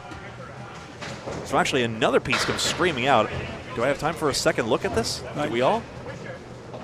All right, so I see Steve Oh, pulling. it dislodged it. Yeah. Fascinating. All right, I see Steve pulling $5 for Candlepin Cancer. He'll give it. He's good for that. Thank you, Steve, in advance. Subliminal. Well, Paul Grant will put that one on account. Boisvert will put on 7 more, 42 through 3. Hey, it's a good thing that we're helping families going through cancer treatments. When you paid $111,000 a lot the last 3 years, you're doing something right, I think. I'd like to think. Candlepins number 4, cancer.com to donate via Venmo. You can also mail a check. Candlepins for Cancer, 467 High Street, number 8, North New Hampshire. Yes! See? Talk about Candlepins for Cancer, a spare. Stop talking about it. Harris did not get it. Candlepins FOR Cancer on the check, 467 High Street, number 8, Hampton, New Hampshire, 03842. That's Candlepins for Cancer, 3 words, FOR for 4. 467 High Street, number 8, Hampton, HAMPTON, NH, New Hampshire, 03842. Please help a family going through cancer treatments at candlepins4cancer.com or the address on the website, like it's mentioned. Greg. It totally changes your life going through that, so they can certainly use some sense of normality and sense of community, and that's what that helps. Sorry, Greg, Candlepins Cancer is a 501c3 charity. It better be. But yeah, there you go. Sure is. 222 to 212 is the scores I have right now. If Paul's getting up to do that, I greatly appreciate it. That's what he was in the middle of doing there. And 2 extra marks for Exeter. They had 3 marks. Central 3 got blanked out. No marks in that last pair of boxes. Of course, Waters getting split bugged, unfortunately, but apart from that, they only had 4 headpin hits in that last pair of boxes. Actually, Exeter Lanes had 5, in fact, and the only quality hit was Surette's strike, in fact. So the pins are starting to sour on these bowlers, but we've seen the pinning matter as well. But despite it all, that strike and that spare from Surette and Boisvert still has them in front. Norcross gets 7 and has a chance here. Gets a little break here. Boudreau 5 for 5 on the head pin, 4 pin. How big has Chris Boisvert been tonight for Exeter? Huge. Now with that 3-mark chain. Norcross has to go into the 1-3 pocket. Oh, just didn't quite get the angle. Boudreau, it's not total gimme with that wood, but pretty well connected as it turns out, and he does cover against the Norcross 10. You could tell how the pins behave, which one slides to the right. That's the thin contact. Oh yes, no questions asked. That was a great one. Hard to find that on YouTube, I think. That's one. If you type in Candlepins for Cancer, then type in no questions asked, it'll pop up. If you put no questions asked, it doesn't pop up easily for some reason. The channel button on. Yep. Perry Harlow Media and a strike, Boudreau. Talk about Candlepins for Cancer, a strike. Okay. Keep talking, Paul. All right, Paul, you got 2 assists tonight. Strike on spare, Boudreau. He's got a 20 box. I'll fire it up. And reasons to smile? He should smile more. Just kidding, kidding. 2-pinner good. Norcross, that seemed like it. He got his 3rd mark. I thought that was a pretty sensible shot. I wonder whether they're teasing him. I thought that was perfectly sensible. Here's the Boudreau hammer anyway. I even thought he was going to go for the backwood back there. That's why he was worried. Sorry I couldn't play that replay in full, or can I? Do I have time? There we go. They went down pretty quick. I did have time. Collins having a much slower string than the last one, but he's got a diamond, a chance here. Pelletier. Single pin. Nestled in between. Diamond, wrong one. Harsh to say. He's in the area. Pelletier to grow the Exeter lead. It's good. And he spares in the 5th. Opposite of 9, and now the marks are coming fast and furious here. Yeah, Wayne Petty, thank you very much. Yeah, it's 25-minute dog. It's well done. Al Johnson does great. Greg's in there, Bob Lee, fantastic as always. No questions asked. Type in Candlepins for Cancer, FOR, Candlepins for Cancer. No questions asked. Come up on YouTube. A Perry Harlow production. Ooh. Nickel and dime. Pelletier's thin hit. Sidewall action takes some though, and he's got 18 in the 5th. We talked earlier about a couple of roll-offs. We never got your last string, Greg. I'm going to get a chance to promote the 2 roll-offs coming up one day, and one's a monthly event. When you get a chance, let me know when to chime in. Well, you know, in a second here, Pelletier was hoping to ramp that off the wood there. Collins takes 9 and We'll see if it's 8, 9, or 10 for Pelletier. And Paul, go ahead. Okay, so March 7th, one day only, high-flying rollaway lanes in Western Mass, Central Mass, Western Mass combination on the edge. In the 413 area code, Ware, Mass, W-A-R-E, a 10-string of the first time, 2 shifts, 10 a.m., 4 p.m. Register Candlepins, number 4, cants.com, 80% handicap based on your current average, highest league average. Candlepins, number 4, cants.com, rollaway lanes, high-flying rollaway lanes, fastest house in Massachusetts, arguably. Saturday, March 7th, 10 a.m., 4 p.m. Bowl shifts. Bowl 20 strings like Easter Classic, if you dare. Like Cameron Green and Rob Brown now. Bowling twice. Or take out your phone and you can scan the QR code. Or take a screenshot on your phone if you're watching on there. Thank you. And then you can sign up that way if you're a bowler in the area. Or you can donate if you're not in the area. Is that for both or is that for one of both? That's the website, right? It's candlepinsforcancer.com. It's our one-stop shop. It's a Surette double strike! We talk about candles for cancer. Look what happens. You may call your next witness. The defense arrest. The only bad news is he's taking all the credit here, but Jeff Surette doubles, and it's the second one for Exeter tonight. The rollaway, the Buttwell's roller start Tuesday, March 3rd, continue through March 29th. One weekday, the rest weekend shifts, 2 shifts per day. Candlepins, number 4, cants.com. Nightmare out here. Everyone hates Banana this split one. for Casey McCool. Always hungry, always growling. Greg. Wow. There we go. Nico has a link which I can only presume is that documentary. I don't remember the little link. Fun fact, YouTube just generates the links at random and just hopes it's not taken. I'm trying to get Scott Perry to put them on the Candlepin Cancer website. I don't know if he will let us do that. Rights-wise, we'll find out. So again, a double fill. Daley not at all having the half he's accustomed to. Now he's getting split again. Surette thin, but gets 6, and he's in the same... a similar predicament to what Boisvert had earlier. So when you're ready, I'll finish that Buttwell's thought too in a moment. And he points at him too. 3-1 split. Josh Daley resurrecting the string. Wow, what a shot. Surette needs sticks here. Got some. Push into the 7. No, it won't. 8 more. 72 half. So the Buttwell's Roast, March 3rd to March 29th. Register Candlepins, number 4, cants.com. $80 for your first shift. Re-entries $50 per shift. Unlimited shifts allowed. 10 for Surette, 82 through 6. Candlepins, number 4, cants.com. Buttwell's Roast, Concord, New Hampshire. A record 81 last year. Let's do it again this year, folks. Candlepins, number 4, cants.com. Walk-ins, unlimited shifts are allowed. As Daley drilled that 3-1 split on the replay. 2, 4, 6, and 7. What a Excellent great job, cut. What a great job that Dallas family does. Dallas with an E at Buttwell's in Concord, New Hampshire. Take this away now. We've done enough shilling. For a good cause. And not Kirk.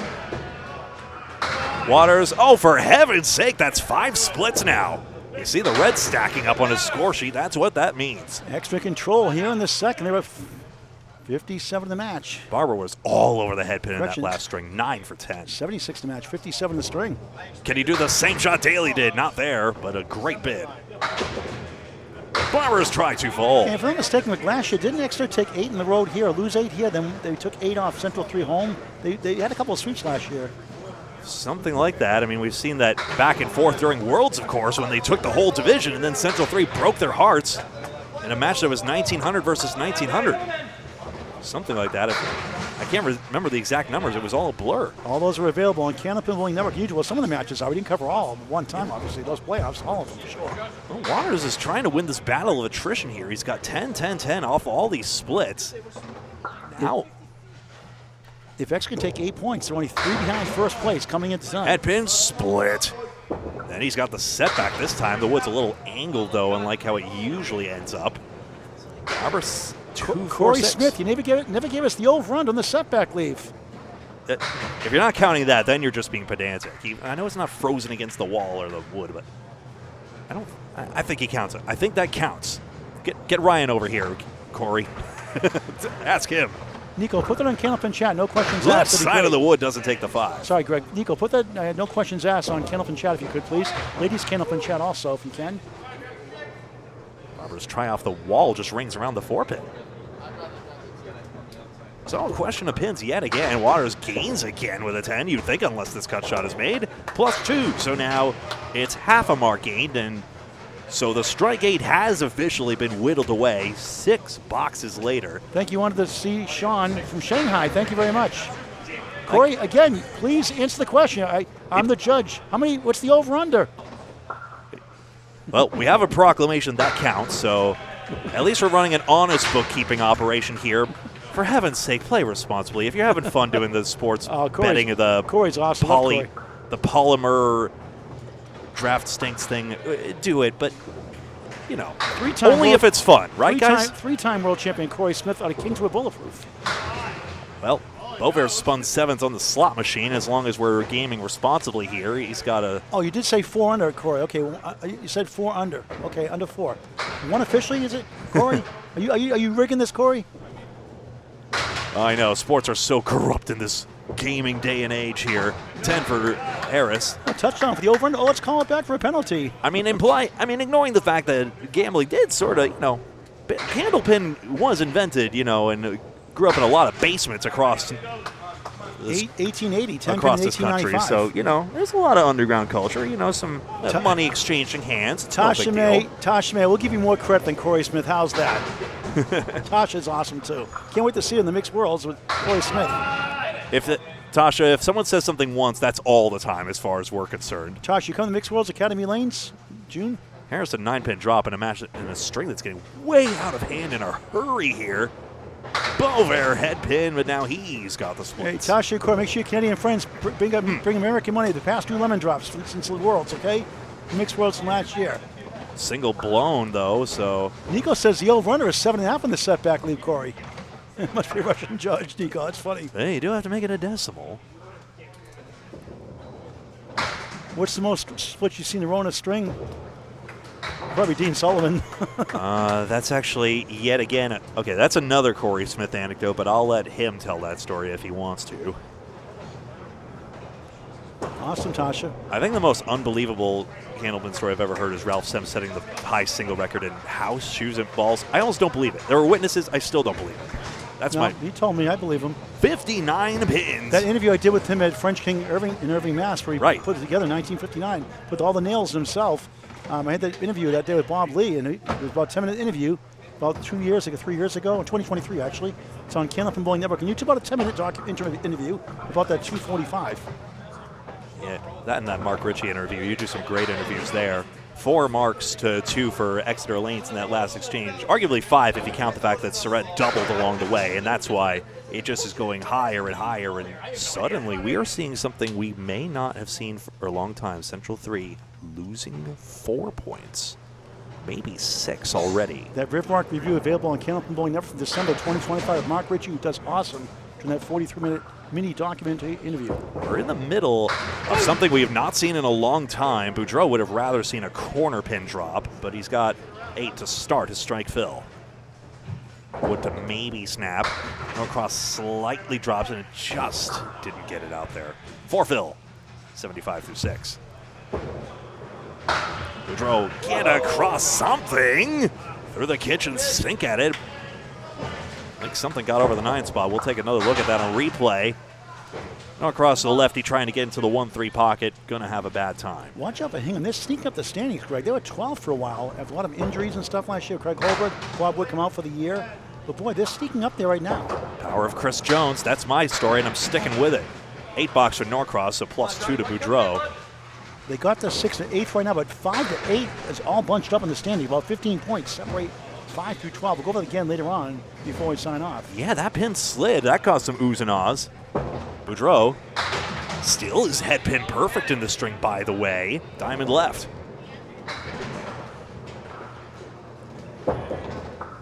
Norcross has it this time. A little high on the 1-3 side, and he gets a check mark left. Central 3 stacked for the Academy Lanes program going for the 3-peat this November. We'll have live coverage from Academy Lanes, Pub 125, Haverhill, Mass, all week long, including the singles knockout on Candlepin Bowling Network on YouTube. Good. Check mark left side for Norcross. Gets something back here. There's still time for Central 3 to make the match manageable. Tim Matera roasting Corey Smith. How about that? No big surprise, Tim. Unless this Tasha's cool. I agree with you, but Corey's a good guy too, though. But Tim likes to give talk trash in a good way, of course. Tim Matero, chaotic good. Good to see you. The Hall of Fame of the 2023 class. Check out his interview, post and pre-interview, and his Hall of Fame acceptance speech on YouTube, which you did a great job, Greg, editing on Candlepin Bowling Network on YouTube. Didn't really edit it, really, but you put it together really nicely. 1, 2, 4, and 10 for Collins. Here comes Wood. We'll see where that stops. That may simplify the shot. Bundle of 5. Pelletier, no go. Let's go with similar probability to the diamond. Wood swiveling. You know, I thought the 2-4 placement wasn't terrible for Collins, but it just caused the wood to go forwards instead. Curious your thoughts on the matter. We'll take another look at that one as Pelletier picks up one. Another look here, if we have a second. Yeah, he did go on the plank there. It just caused everything to spin out, so nothing really got over to the stats of a second here. 3-pinner. No, that didn't go. I wonder if Pelletier got wood first. We'll see. 3 into 4 is the idea here. Slide in, cause chaos, do something. It's tenable. Pelletier takes a 9 box here. Wood could ramp across for a 10 or do that. That's good too. 10 box for Collins. This may be the subtlest miss in the game where Pelletier ticks the wood on the side here. And yes, it causes the ball to just ricochet just that little bit. And speaking of curling again, that little tick causes the trajectory to get completely wrecked. Splits are 25-19 for Central 3. Sorry, Paul. Jeff's got a lot of 2 great years in a row, coming back strong the last 2 years. 124.11 overall away average, 125.03 overall. Prize money based on away average. For high single and triple awards at the end of the year. Right. And high average, of course. Slide across. We'll go with the top 5, high 5, and high triples. You get a moment, Greg, when you have a chance. In the triple strike pool. Blank across this diamond makes it easier for Daley, but no, the 8-pin didn't go. Tough shot there. 10 box. We'll see if the placement of the ball in the wood was the determining factor. Go ahead, Paul. 35 balls released at least 150 this year. Mark Ritchie, the corner of Riverwalk Lanes, Amesbury, Mass. 176. Justin Scally, 171 second. Watersboro, Justin Waters here, 170 even. 169 for Justin Lanes, JT for Lafayette Lanes. Danny Harris here tonight for Central 3. Tied with Jim Oya for 5th, 165. Surette a 9-pin drop. It was indeed too high on the wood for Daley, and that's why the wood didn't drive through. High 3 next. 1-3-10, tip, yes, that's a good break for Daley. Not a head pin hit, but we take those. Jeff drills the single for his 4th, effectively 5th mark with that double strike. And Chris, we are watching back, it looked like he's on the lanes. He's dropping his body down like, oh, I got it. Like he threw the ball. You're so good. There it is. The wood does cooperate this time. The top 5 season series so far, Justin Scally, we mentioned he's second in the high single, 171. First in the triple, 439. 3 behind. Jonathan Boudreau here tonight for Exeter Lanes. Justin Waters here for Central 3, 427. Dave Godwin, 1 behind. How about Dimitri Delos, the better brother Butwell's bowler, 421. What a bowler he's become, averaging 120 his league. And Greg, if you mentioned the match the other night with John Loa-Losa, watch it. Stunning finish. He had 11 strikes in the match, came back from 51 down. In the 4th string, down, that was 40, down 41 up to 4. And remind me, that was a Super 6 where he got 1 big string and took total? Yes. I call that a Super 6. Well done. Yeah. There it is. You win the match 6-8. What a thought. Barber spares. Yeah, that's on Candlepin Bowling Network on YouTube. John Alosa was great. Both of us 600. From Butwell's bowling. Oh! Waters will never hit the head pin as long as he lives. Gotta replay that one. He's got the strategy figured out now. Just go through the back door. The Rick Kimrowski special in Millis. The inspiration for the lemon drop pool. I mean, the thought's got to be playing on his head now, right? I mean, it's totally nuts, but I guess Friday the 13th is maybe a just opposite day in disguise? Barber 9 in the fill. No, you fool! Why did you do that? 6 fill. Missed the head pin, Justin. Come on. You are twice as likely to spare on the head pin as not, in theory. Yeah, painful 10-minute, 12 or 15 with the rush hour. You go to Academy in the morning for a change. 3 hours to Belfast, February 20th and March 1st. Dave not happy with that one. He missed his 2nd single tonight. Losing his mind. Fierce competitor. Can't make them all. Mike Imperato, how's your head pin to mark correlation now? Wow. No. 7, 9, 10. The Good nitpick grief. is you probably go further to one side of the wood to twirl it more, but what do you do in that situation? Barber, Paul Grant special, missed the second, make the third. You have a good time for that. 10. No. And one is low odds in Vegas for this one. Gets an 8 there. Let's pause. 16.7 station ID break from Greg Gouillart. Yeah, something like that. Candlepin Bowling Network. I'd have 16 seconds. I can actually take my time. 16.7. If you like the video, 12.7, you can hit the thumbs up button if you're logged into the platform of choice. Otherwise, you get logged out, and that would be very sad. Thank you very much for your support. Just by watching, you don't have to do all the things. Just by watching, you are helping already. And if you're able to do those other things, We appreciate it. greatly appreciate it. Thank you. 65 pins for Exeter at this stage here. Boisvert a little light there and didn't get the 10. He had 3 spare 7s in a row, boxes 2 to 4. A pair of 8s for good measure in between. And 1 10 box. Diamond and 10. For some reason, I'm reminded of Waters making that 5-1 conversion at the end of last week's game. I was going to say, which one do you like better here? How about a 6-1? Harris slices the outer layer of the onion. Didn't cry. Central might cry at this rate, though. They have had more splits, only by 5, though. But Exeter has also had more head pins in this match, if I'm counting correctly here. 8-7. There's been slight errors here, and you might be able to see. John Aloha Losa from Ryan's Millis team. They're searching 12 to 9 recently. They took Riverwalk by 50 pins in the first string. Look at Millis go.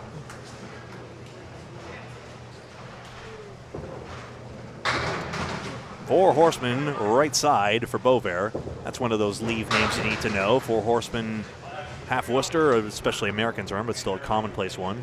And Spread Eagle.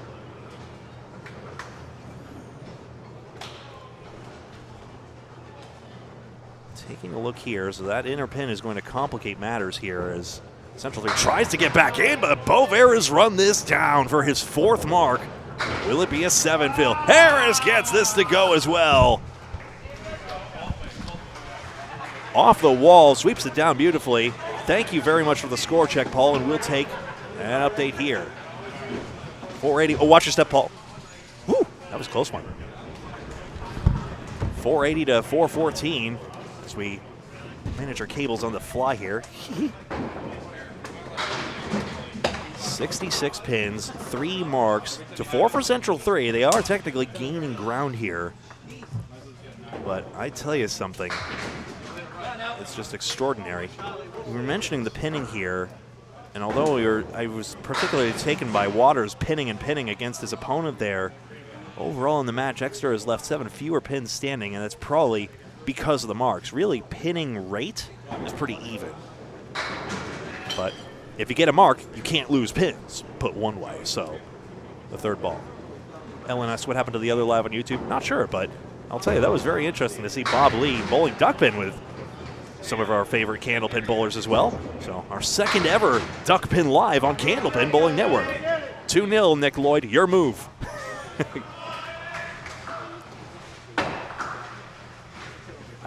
I would go on duck pins forever. Absolutely, I would. Just saying. 1-2-7. Yes, sidewall did take it. Nick Norcross having a very good string. 5 marks. Boudreau, wrong pin on the 2-pinner. Not that you have to explain that to him.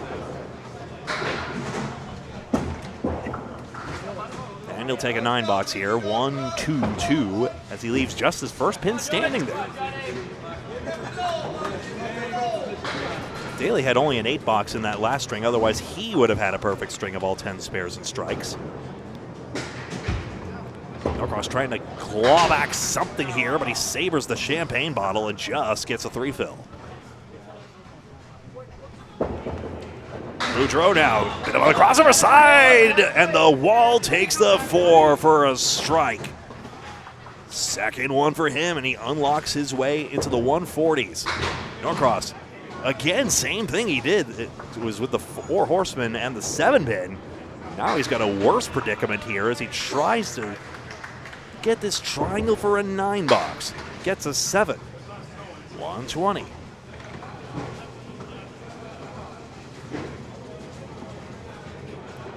Boudreau with 2 balls to fire away here. Thought he got a similar spot, but it was just that little bit lighter. So, oh, Nico's all over this. Bob is shutting it down in between matches so he can move the camera. Okay, so another live soon? Well, if that's true, whether that's true, one recommendation is if you're on YouTube, you can hit the bell icon if you've subscribed as well. 140 for Jonathan Boudreau. You can hit the bell icon after you've subscribed, and then you get notified when new streams pop up. And I'm sure chat will be helpful enough where you can hit refresh on Candlepin Bowling Network. I'm a little tethered down here, but hopefully that helps out. 507 to 441. Not a high scoring affair. I mean, Central 3 hasn't even made it to 500 yet. They are getting totally shut down by these pins. I think the head pin accuracy is down on their side to what we're accustomed to. That is part of the problem as well. So we'll see if they really pick it up here, as they are now lopsidedly behind in alien territory for Central 3, who's on a massive winning streak overall. Collins' 9-drop will help matters. Pelletier, 9-drop. Up to me have a chance to correct the other match. Will not help their cause. First we see these 2 matching singles, and then I would love to hear it. Collins' play should just be straight at the 10-pin here. That wood doesn't really offer much more help. It is. He spares. And Pelletier to match. Paul. Okay, late with 7 blocks to go. A 36-pin lead for Hingham on the road, taking on Central 1 here in East Boston, Mass. On the way to a 4-0 lead. Thank you very much. And they won the first, we mentioned earlier, 576 to... won by 42 in the first. Collins, a splash hit, and how? 576, 534. Sidewalls converging to give him a 9 fill, and that's opposite of 2 fill, so actually Collins is the one who gained a mark in that box. And he could get another one here, and then the lead starts to recede a little bit for Exeter. And Metro's on their way to a 4-0 lead against Shooters Pub, the 3-4 matchup. Metro, the 3 seed, was second last week.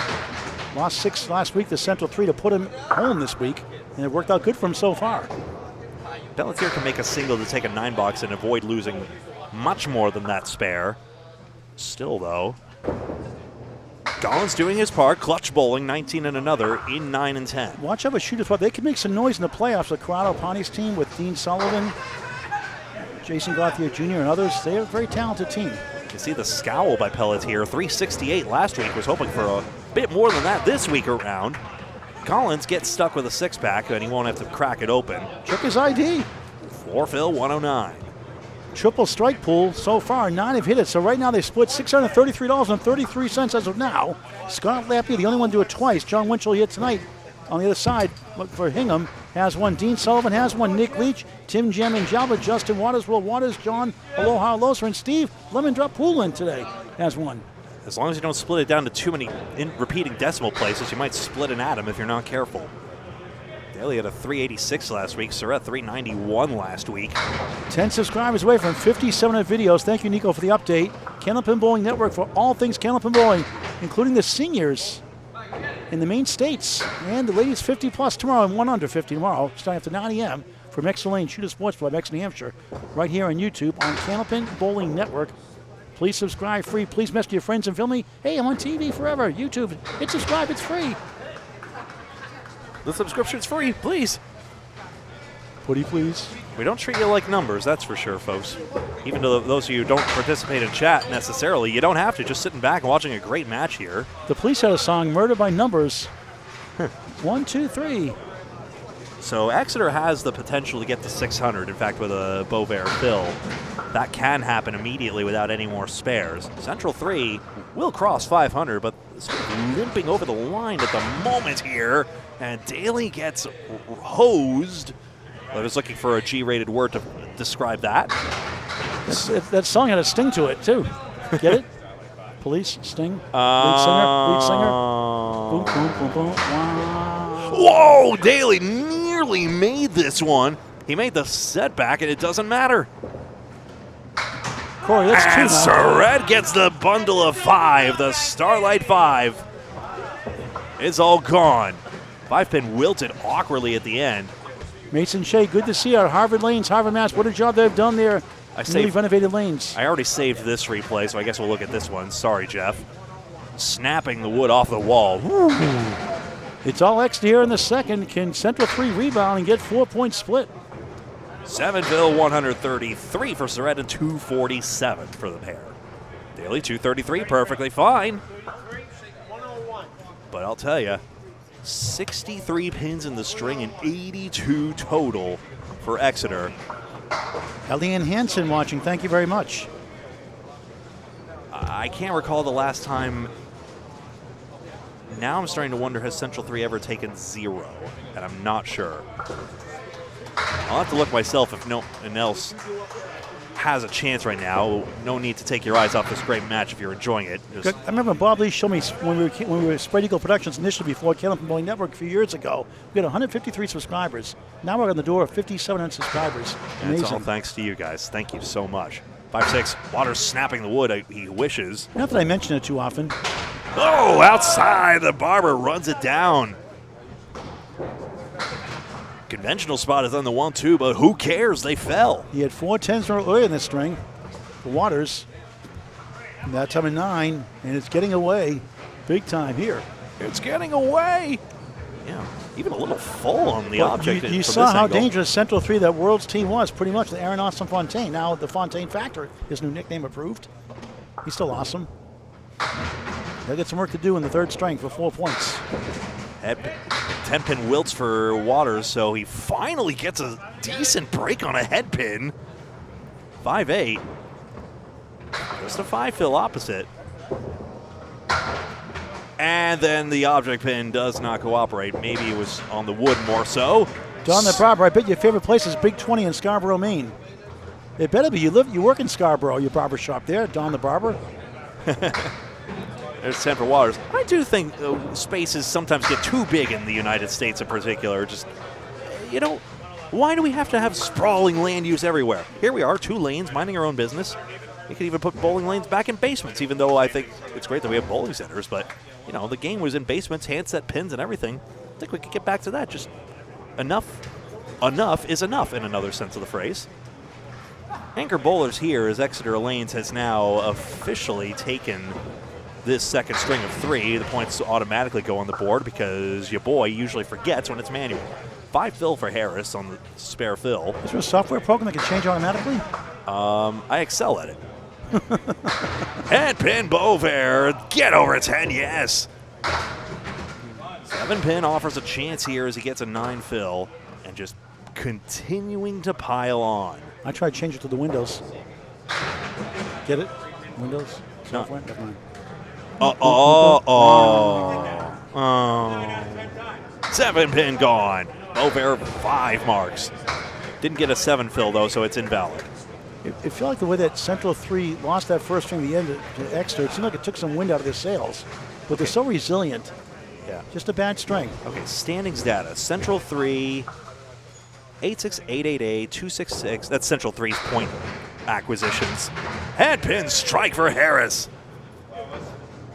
Hold on, I'll recite this Konami code again in a second. 98-9, 102 plus 2 in the 10th.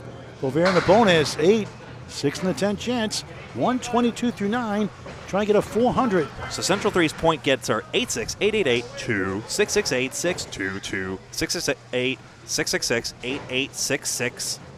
I never said 0. Glad there wasn't a 7 after the 6. Chris Boisvert tied his season high in this Friday Night Pro League, 144 in the first. Oops. Missed that chance. His high triple is 369. It's not a blundered plank. I think a red line may have taken the wood away. We'll see what happens. A 132 gets him to 276. That's a Paul Grant special. Missed the second, make the third at 10. 132 second string. 276, 124 for his first 400 of the season. Harris gets a kick out of that.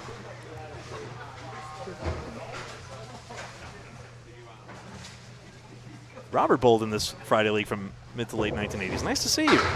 And another strike. Harris gets another one. Double strike in the 10th. Got to whittle the lead down somehow. Trying to get to 128, not the highway. Never mind, didn't get it. Didn't get it somehow. Robert from Florida watching. I'm telling you, Candlepin in Florida would go nuts. For a triple, almost.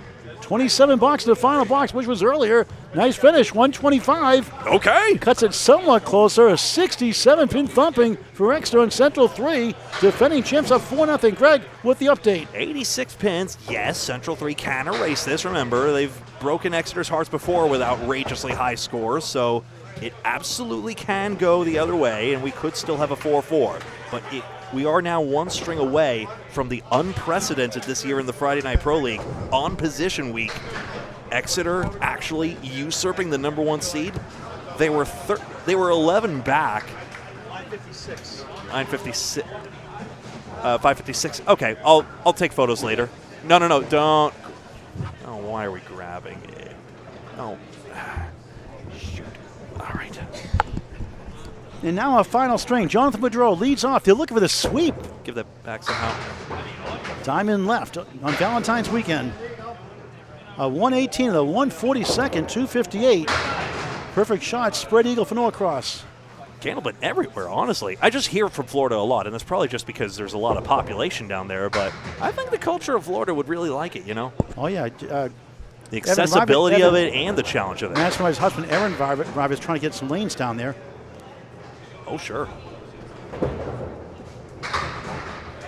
It's a 10 box. Boudreau. Deanie Harris last string a 125, that double strike ending, 254 through 2. Chris.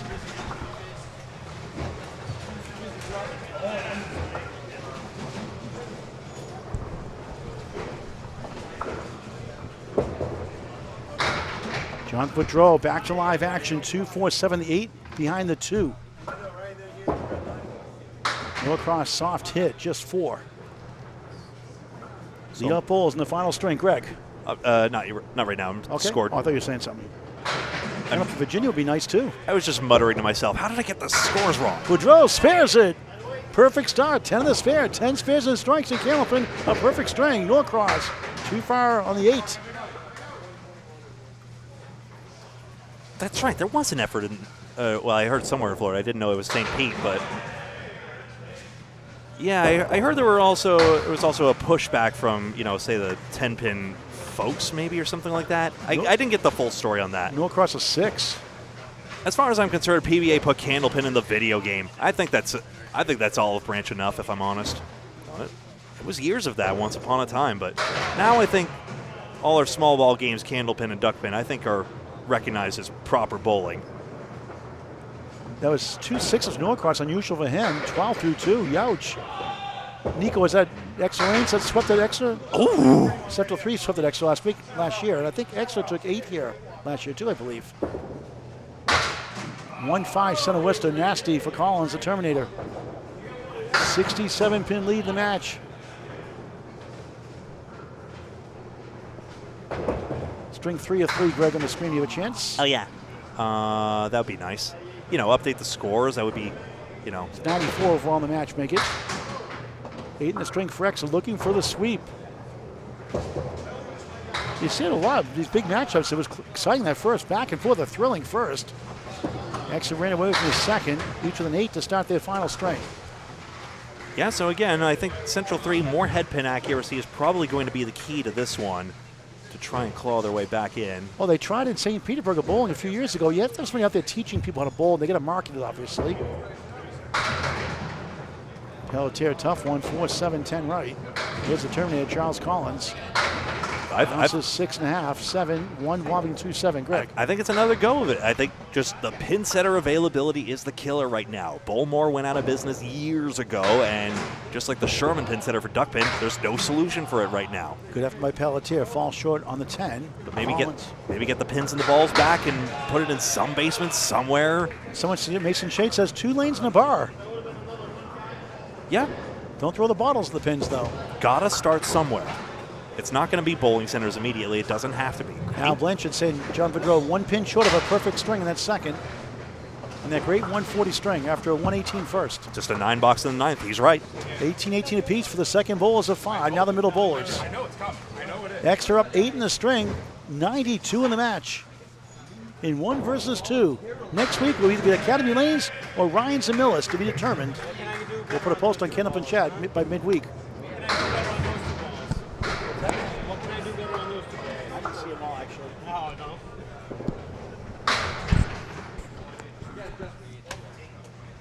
Head pin for Surette, just the 4-pin. I finally got the scores correct, by the way. And a spare. Scores on your screen are correct now. They are unofficial until we cross-confirm. They're usually accurate, but we make mistakes. It happens. Michael Steves from Canada, indeed. Candlepin the hardest, but best bowling game for sure. Surette having a good start to the third, a spare. Well, drives these people nuts as well, and they are the best at the best of it. Daley takes a 10. Well, this team right now trying to get some energy going here. Greg. Well, of course, there's an American bias to that. We seldom get the chance to cover the Canadian provinces. And all the talent that's up there. Sam Grant, thanks. Sorry, Greg. Sam Grant watching. Thank you. No relation. Surette 5 and the 10. A useless piece to the left, we'd think. But Scally got something like that one time earlier, a couple of years ago, on the right side, somehow for a spare or something similar to that. Yeah. 18 through 1 in the final string of the match. And then, yeah, Candlepin Bowling, no strings attached. I think that's a tagline that works. 3 separate strings. Haha, there we go. Daley tough sledding, 3-6 right, 4-7 left. Give him a break. Yeah. Steve Plant's in the house today. In relation to John Plant. That wood's way too distant to work, right? He's going for the wood. He got it anyway. Wow! Scally 2.0. What a shot for the Nico highlight reel. Shot to Justin Scally. And Jeff Surette. I didn't say anything. Give Scally some royalty fees, Surette. I mean, again. Back-to-back spares. Daley missed a chance. Everything going X's way right now. We got to start creating a montage of moments people are like, why would you play the wood that's falling? That's a stupid game. I mean, the brilliancy of this shot and the power to utilize that wood. Brent Lewis says Academy to a split with Lafayette Lanes. That's why we love this game. That 5-6 matchup at Academy Lanes Pub 125 tonight. We'll be there next week, either Academy 2 or Academy 3 being covered, or we'll be in Millis with Riverwalk for the second week in a row. Waters takes down the 4 left. Wood rolls to the 10. That's a split for a change. Yeah, much better start to the string. What a try. 10 boxes in a string, 10 frames in a game. It's all the same. Waters on for a spare. Of course. Trying to get his team a spark. Barber at 10. 10 through 1. 76-59. Exeter, the defending champions, the 2 seed. Trying to get to the finals yet again this year. Up 19 in the string, 101 in the match. Who would have thought that much? We ought to be on our best behavior. President and vice president of the Friday Night Pro League are in the building. Dave the Veep and John Zappi, the president. There's a strike for Dave Barber. 20 plus 2 through 2. All John hail Zappi the president. John Zappi retiring this year. A 9 for Waters. Wood in front of the 4. 19 through 1. It's starting to heat up like the first string was back and forth. A thrilling first. This is just cosmic justice for everything from before. Now it's another plank in front of a single. It's probably overdue some more. Waters in 21, takedown spare, back to back. Waters World, 29 the ball through 2. Either that or he made an adjustment. Can they come all the way back down? Well, a Barber strike is going to complicate that, that's for sure. Here's a double strike to end the first. Now he starts his final string. 254. Double strike 5, I believe, was it? Double strike 5, was it? It was a double strike 7, in fact, at the end there. But yeah, Harris just makes the game look so effortless. I mean, he's still just joking around, chatting with everyone, even right now, actively. Steve Kelly may be helping Greg on the 27th, Nico, just to let you know. We'll find out soon. With the break on his ball, he just has a higher gear, even though it splits here.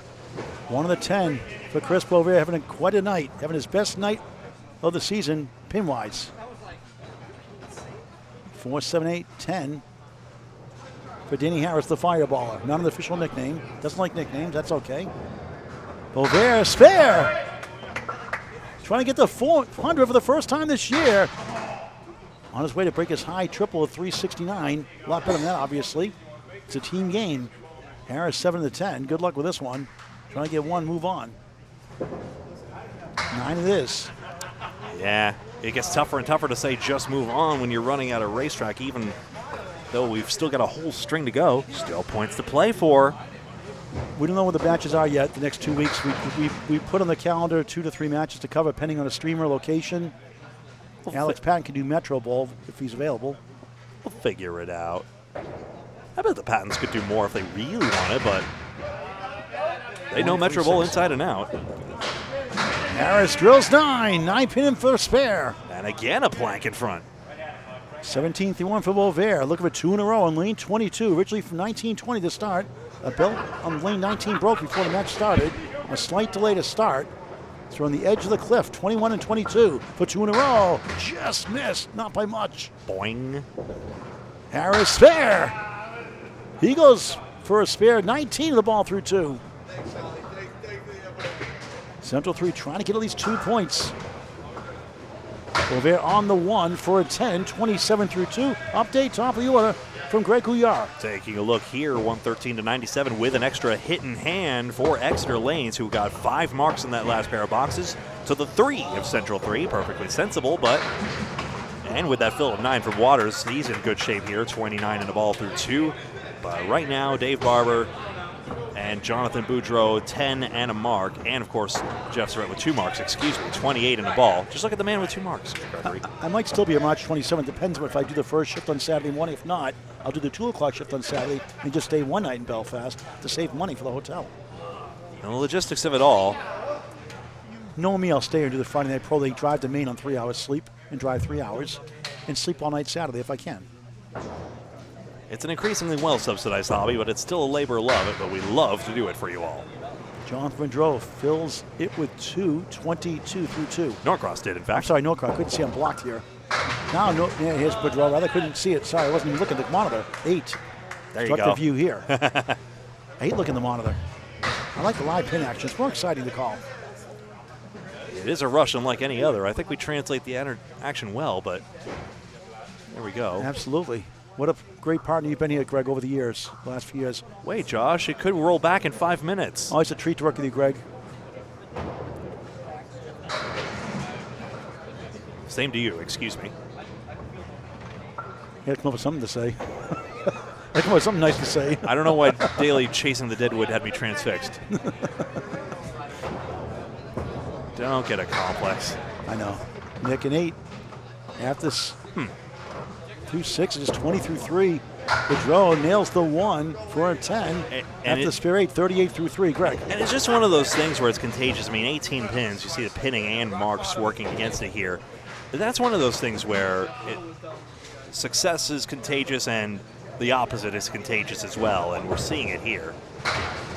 If these guys are the best 4 out of 7 series, it'd probably go to an extra session. And we've seen it across all sorts of teams and bowlers for as long as we've had the chance to do this, and of course across the history of this game that is now 140 years old. If all goes according to plan, the third year in a row these teams will meet in the finals. May 16th, Saturday, Ryan and Miller starting at 10 a.m., 3 matches. 4 matches the first one, maybe 3. We'll cover. Boudreau can't slide the 6 down on the 1-2 hit. They don't all work on the outside. 1-3 to 6 left up. Norcross, what a try. That's a 9. Pretty good pin action there. That just 29 through 4, not having it tonight. Grasping at straws, but maybe that inspires some confidence. Jonathan Boudreau at 10. Sits down at 48 through 4 after back-to-back 10s. A perfect start. 3 10s, a spare 8. After 140 second and 118 first. Not happy with that 48 at 4-4. High standards. Let's see the Terminator. He can terminate the pins. Well, I mean, the score is back to 0 here, you know.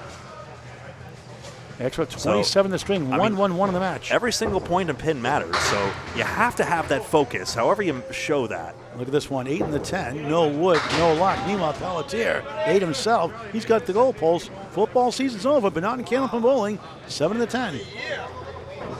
Let's have Wood to the middle right for a chance. Once left, too much of a bad spot. Collins gets the 10 out of the way. He'll try to get a 10, get the 28 through 3. Well, you got to try to bang it off the curtain, and now a conference here. I always say if the other team huddles, you can go ahead on this ball 3 here, but they never do. I love ball for ball is nice and easy to follow along. I think easier for the broadcast. It's tough in Maine. Maine, even the seniors, they go fast. They want to get out of it. They're retired. They got things to do. As long as they go bowler for bowler, I'm fine. Collins a 9, one better for Pelletier.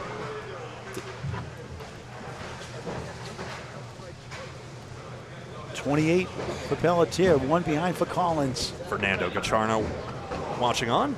Former Class B Atlantic Candlepin Single Tour champion. The thrill of a Danny Finn. Getting 2 marks last 3 back in 2022 season. It's on YouTube on Candlepin Bowling Network. And graphic designer extraordinaire. I think his ACST logo should have been an alternate logo at minimum. Could still be. Friendly of bowls, Gacharno family. Ooh. Lou Gacharno, Blanca, Taylor, mother, good bowl over the years. Can't convert the triangle, the diamond rather. Collins 1, 2, 9, and 10 was something, but not a spare. Good 10 out of that mess. 37 through 4 in the final string. Pelletier at 10, 3 10s thrown off the 8 start. 38 through 4 on Candlepin Bowling Network. Next Friday night to be determined. Either be at Academy Lanes, either Academy 2 or Academy 3 recovering. 2 different matches there. Or it'll be Ryan Zamillis taking on Bivouac to be determined. Possibly Central 1 also. We'll see. Pelletier is the only one who's thrown a box less than 10. Everyone else has had 10 spares of strikes for Exeter through 14 boxes. Tony Levesque is the magic man now, Blanchard.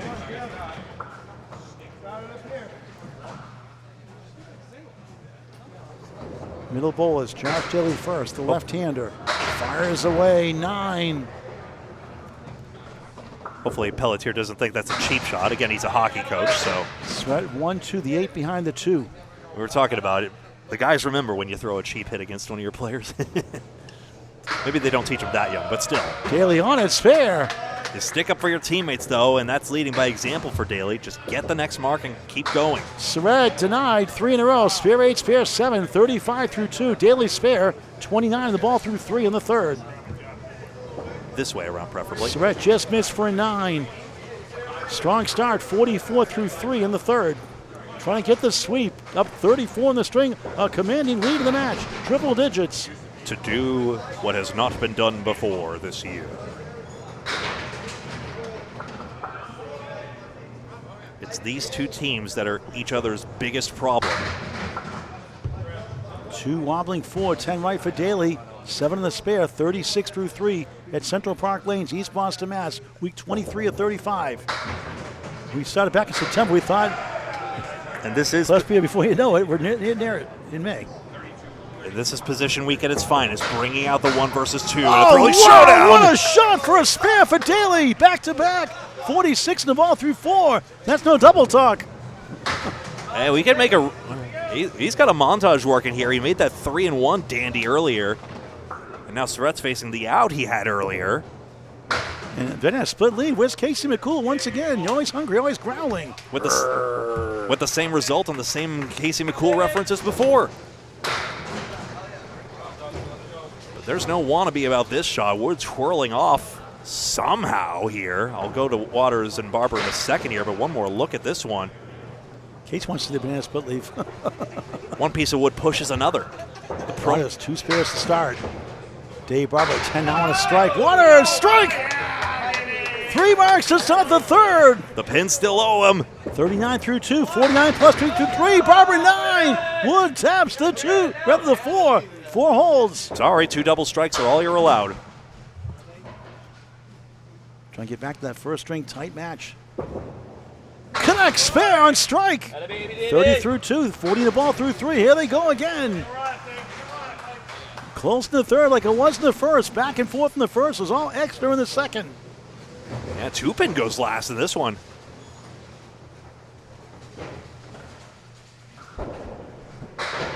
Waters on the left side of the 1. Lucky 7, 1-3-6 on a strike. Barber on a spare after a strike. Diamond left plus the 10. Yikes. And ouch. Youch. 45 through 3 in the third. Nothing in the dictionary, Webster. Put it in. Waters missed number 1 that time. Denied 4 in a row, but 9 to strike. 58 through 3. In fairness, he had a double head pin miss for a spare before. Barber object hit, won't carry. 5 middle, 8 left, 10 in the corner. Waters on the 1 for a 10 box. Perfect start, 68 through 4 on Candlepin Bowling Network.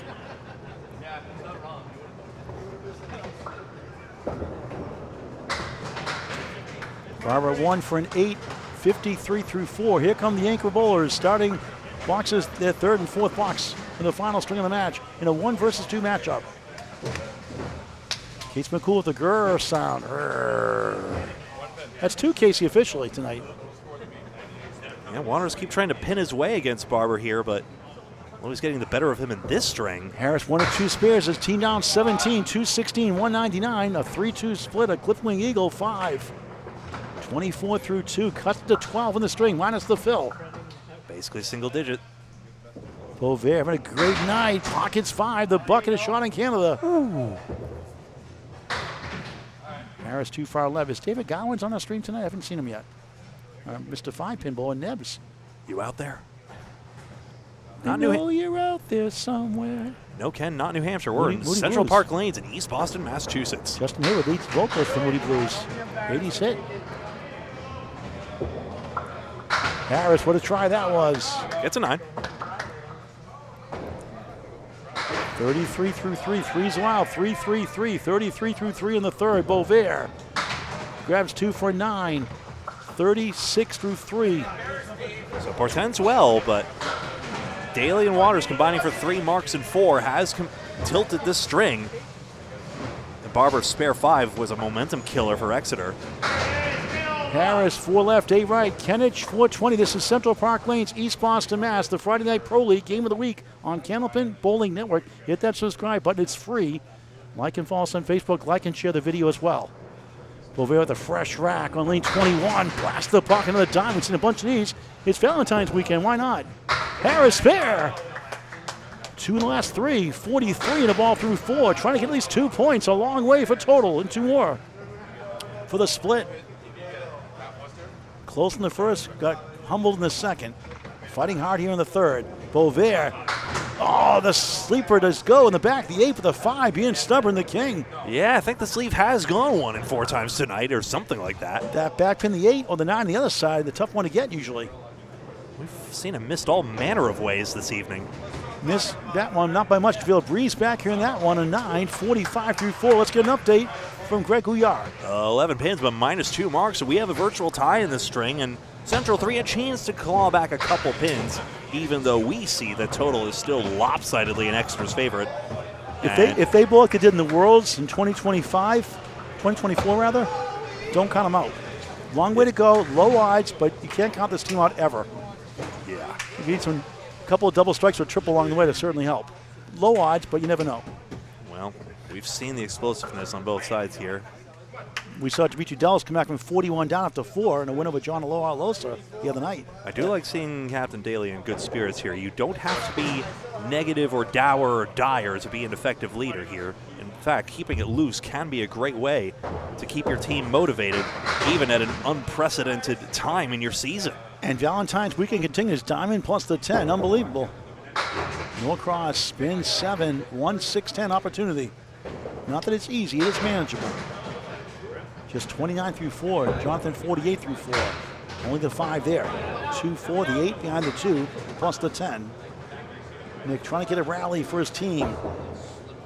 Nice shot, spare on the board. 39.5 plus 1. And he struggled getting his ball to the other side of the head pin, but he got that one out there. Jonathan a rare 6. Big swing there, 54.5. You don't want to make a habit out of that. Nick 97, 120. Jonathan 118, 140. It's match high so far in that second.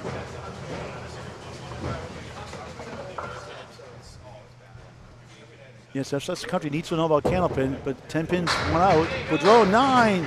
King holds, taps for the wood. Maybe so.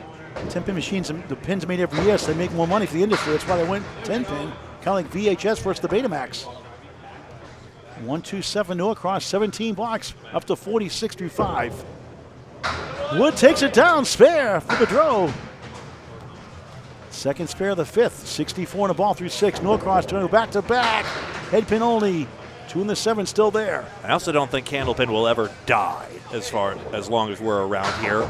As long as there's love in the game, I think it's come too far now in the past few years to be going anywhere anytime soon as a whole. Norcross at 10, 56 through 6. Nico, I don't know what the official setback is. Is it 3 or 4 tonight, the setback leave? Left up? You're supposed to keep track, Nico. We're too busy watching here. That's your job, Nico. Come on. Out in St. Louis, Missouri. Just kidding, Nico. We will not take responsibility for our Corey actions. Smith's supposed to be the official setback, since I give him credit for the nickname, even though it wasn't him. Not a hairpin is. It fell behind. 8, 9, 10 left to right for Eric Pelletier. The Terminator terminates 9 to the 10. 4-pin left up. He's a machine. Oh, look out. Where's this going? It's mid-20s. Where's it going? Almost got it. Thought he had it. Second try won't go, but a friendly piece of wood for the spare. Front wood is interesting for Pelletier. Pelletier with that front wood, like you said, almost. 8 holds, I think. Is that the 8? Collins gets the spare. 47.5 on the board. Eric a 10. 4 10s off the 8 start. 48.5. Good pinning. All right, Central 3 has the string lead, and now the 2 points are on their side at the moment. Andrew 08. 2-6 run room for the Terminator. Which one are you, Andrew? Eric shots to the 2-8. Youch. Collins trying to rally his team. It's tied right now. Here's the lead. 5, the bucket of 5, another Canadian reference. 52.5. Up 5 in the string. Pelletier 1 and 5 chance. Stats by Candlepin Bowling Network. Youch again. 4-7. 5 middle. 10 right. Collins meanwhile gets the 5 only. 9 behind the 3. 3, 6, 10 in front. Eric Shore 2 for an 8. 56 through 6. No marks. 2 8s, 4 10s. Had the Collins gets the 8 to match the box. Even 60 through 6. Greg with a quick update. 273 to 268 and an extra mark for Central 3. By the way, Paul, what's your favorite ball on Central 3 side? The blue one or the blue one or the blue one? I like the blue. Sure. Blue's my favorite color. Jeff Surette bombs away, baby strike. 2 spares to start, 8 and 7 to fill, strike in the 5th, 60 plus. Daley on a spare, back to back, 7 fill before this one, he gets 6. 2, 4, the 7 goes, it drops 3 down, Domino's delivers, 7, 4, 2, a belly flop, 8 pin for a spare, for 3 in a row. 55 through 4. And the judges will remember that in scoring there. A very unconventional approach to the trick, but still the opportunity to stick this landing. Missed it. Try to get around that front wood. Only place didn't want to hit it. And that, my folks, is a Paul Grant special. Missed the second, make the third. A very good time for that, Greg? Not a good time for that. Thank you very much. 65 half.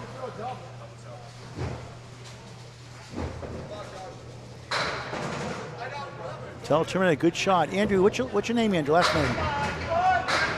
Surette backward 9. He gets a tap of the 5. I'm going to guess the letter I, but just a guess. That close for a double strike. Andrew Ivanoskis, the Iceman. What are the mini Iceman? Another diamond. What's up with these diamonds tonight? A lot on the left side. Surette for a big 20. Yes! 70 half. 80 and a ball through 6. Second best average in the league. Showing you how to get it done. Daley, the sleeper gone, but once again, a pin being stubborn. This time it's the 4. Woo! These diamonds have been a story tonight, I tell you what. Friday the 13th is not quite Valentine's Day, is it now? It's all garbage. Daley 210, 75 through 6 on Candlepin Bowling Network. Central 3 up by just 4 pins. Mark situation. 2-1 for Exeter. They have a slight virtual lead.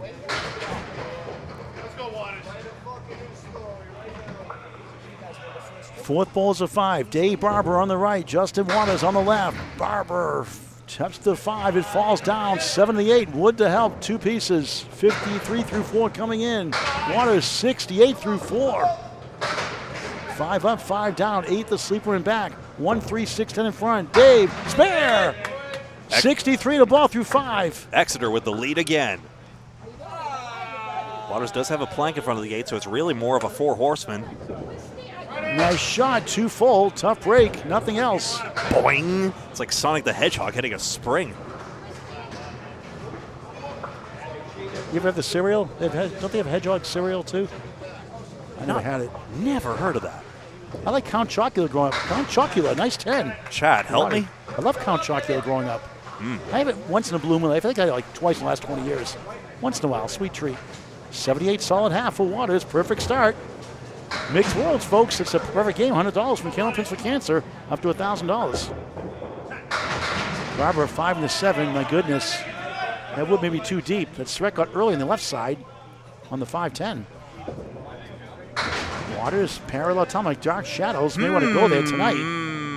4-7, 5-8 middle. Severe angle, but the wood should cover if it gets there. Dave missed everything. That seems gettable for Waters. 8 in the fill, 71 half. His ball takes it. Trying to sweep it over the wood. He hit it, but he only got half the equation solved. I'm stumped.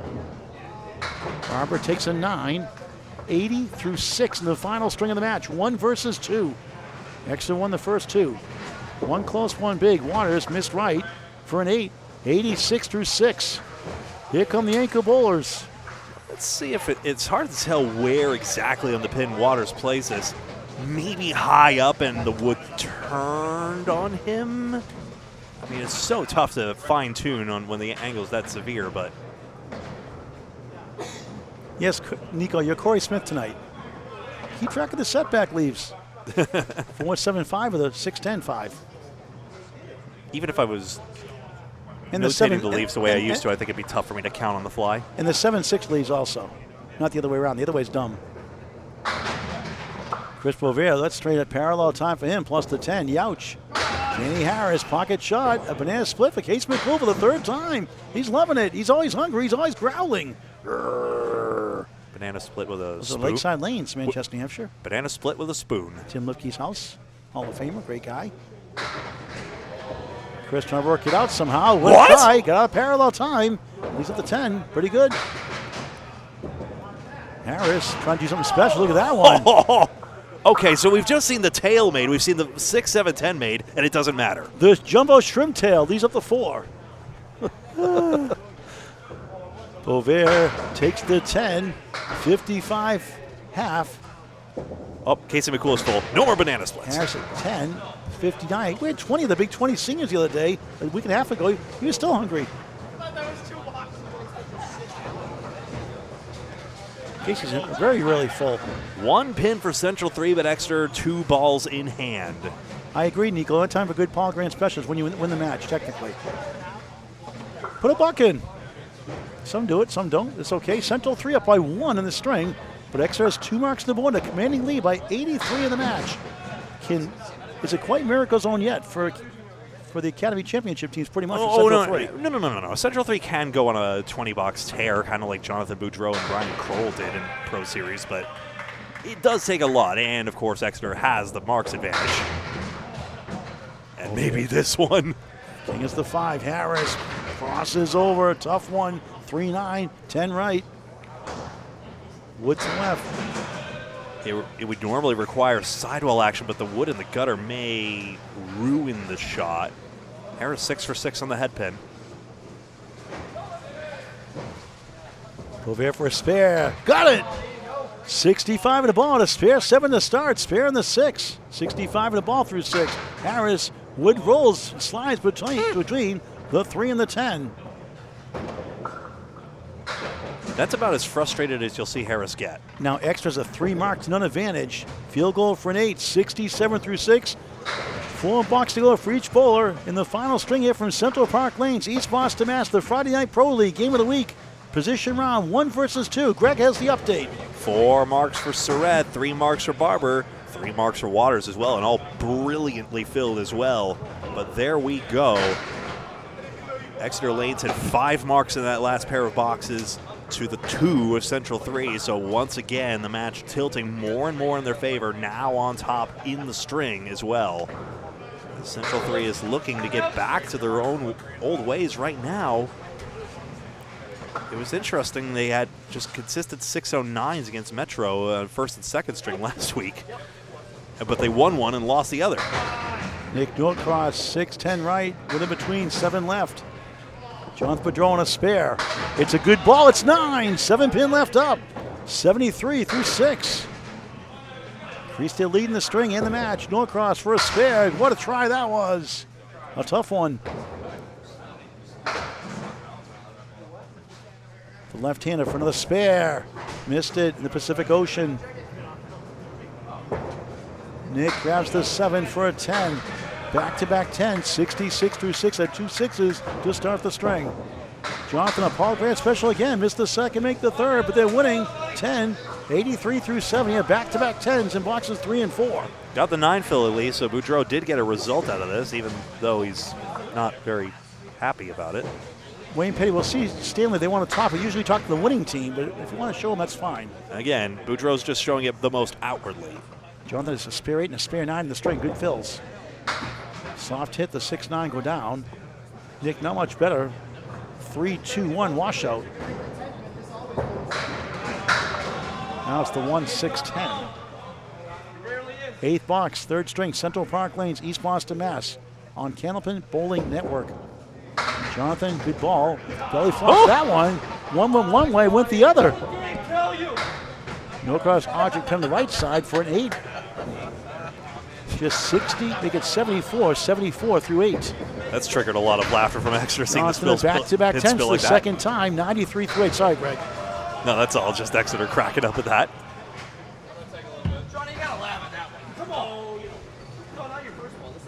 What a great sport for NEH. Candlepin is cool. Get the word out. Every week you join the league. Youth programs and Sun Houses also. Don't forget the Buttwells Roll-Offs return, 30th annual one. Buttwells Bowling Center in Concord, New Hampshire starts March 3rd on a Tuesday. The only weekday shifts. The rest are weekends through March 29th. Dates and times available to register on Candlepins number 4, Cancer.com. Candlepins 4, Cancer.com. Donations via Venmo. Also, if you'd like to, at Candlepins 4, Cancer.com, a 501c3 charity. Collins and Pelletier. What are marks? What's so funny, Greg? They're telling Boudreau, throw that ball first. Oh, these guys. Collins trying to steal it. He does! Unconventional spare! Nico highlight reel. Hit the replay button, I Greg. did. Wow. Pelletier, he gets a spare. Match game PM. Yeah, because that was totally the same spare. Just the way he drew it up. Let's see the replay, folks. A wild game. 5-7, 3-6-10. Domino's delivers. Late night. Anywhere they fall. 70 the ball through 7. 66 plus for Pelletier. Collins first. Blast the pocket. 9. Wood hits the 5. Not quite a strike. It stood it up. Check mark left. 6 fill 72 through 7. Collins 79 through 7. 2 pieces of wood hit the 5, and that was the problem. Tight here in the 3rd for Collins. Bear. Back-to-back 3 out of 4. 89 the ball through 8. Pelletier only got 2. Kicks the rack. Uh-oh. Not ripping the rack. The podcast on hiatus right now in 8. 80 through 8 the minimum. Yeah, you ruined the broadcast, but that's okay. Could you not be our Foley artist, please? Yeah, 2 pieces of wood converts there in the 5. 398, 391. Extra up by 7 in the string. 91 in the match in the final string. Week 23 of 35. So 7 pins plus an extra hit for Exeter right there, so they're effectively up by 2 marks at this stage right now. Total, of course, lopsidedly in their favor. Handing Central 3 an almost certain rare loss. Just stretch on his spare. Daley after 2 10s in a row. 8, 3 in the 6. Wood sticks around. And we see all the talent coming up. Will there be another super team of 5? Surette dominoes the 4 to the 7 and 9 fill after a strike. 89 through 6.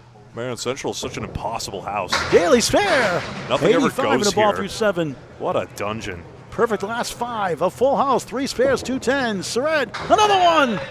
3 in a row. 99 in the ball through 7. 5 marks in the string. These 4 guys, spares, 1 strike. These guys just continue to spoil us time after time again. Surette on 400 watch, I think at this point. He needs a few more marks for that, but he could. At this trajectory, he could. Daley, head pin edge, soft one, just 5. Check mark right. A lot of those tonight, plus the 7. 90 through 7. Surette, right side, just 3. 102 through 7. Unlikely now, but he was starting to heat up there. Daley Wood to help. He gets 4 of the 5. West Coast flight delayed. Flight delayed. Surette just missed number 1 in the number 10. Status quo benefits Exeter. Daley takes the 10, 100 through 8. Third 10 of the string in the last 4. Perfect last 6. Only one 9 box in the second, the only one on the deck. Jeff takes a 9, 1, 1, 1 through 8. The score on the string, Exeter 429, the defending champions, the 2 seed, 429. Central 3 won it 2 years ago. Runner-ups last year, 416. They're down 13 in the string. 97 in the match, 1 spare for each side. Total looking good right now for Exeter. Exeter has knocked down 4 more literal pins in the string. They're ahead by 4 in the pinning as part of their 13-pin lead. Waters 6, 1, 2, 4, 7. Here's Dave Barber on 21. Crosses over the bundle of 5, the bucket shot in Canada, plus the 7. Exeter looking for the sweep. Central trying to get at least 2 and keep the lead in first by 7 points. Waters connects, spare. 96 in the ball through 7. Oh, what a try by Barber. 7, 9, 10, left to right. Looked better than that, didn't it? Davis strikes spare 5 combo. Later on a spare 8. Grabs the one there for an 8. 88 through 7. Waters spare strike strike 9 to start the string. 2 10s and 8, now a spare. 96 in the ball through 7. Down 11 right now. Up next to Mark. Here it is here. It's a good ball. It's 9. Tap of the 6 holes for the big 20. 5 of the Century Club. Barber nails a check mark again. Checkmark City in Diamond City here tonight. These pesky 4-pinners. 6 pin for a spare. Bang! Waters World, 115 in the ball in the 8th. Barber, the 7 denies him the spare. Costly one there, and that's a great offer on that one. But now, Central 3 has the lead back in the string. David 10, 98, 98 through 8 in the final string. Exeter's up 86 in the match. Up 2 in the string, but Marks against him, 2-1. And remember, even though we have the playoffs at the end of the year, the regular season standings are the ones that matter. Boisvert on a spare as we come up here and we take a look at the standings here. It's number 1 in the league that wins the majority of the prize money as well. So even though playoffs have a payout at the end, every pair of points matters here. Maybe Friday the 13th, but someone's got to win them. I'll be a main for the main. I'll be the... all right, $25 spread eagle challenge called shot as well. Boudreau takes 6, maybe 7, maybe more. Harris. Oh, Daley, put $5 in the cancer bucket. $5, Daley. Put in the bucket. He jokingly fishes in. Not a high 5. I don't know. We'll give him like a penny if he makes it for a 10. Never mind, only $2, only $5 for Canvas for Cancer. No one wanted a penny for my thoughts, though. 4-7, 3 to right, Boisvert. Wood to help. Oh, what a try. Push. It goes. What a shot. Spare. Boisvert does it again. Spare 7, spare 72 through 6.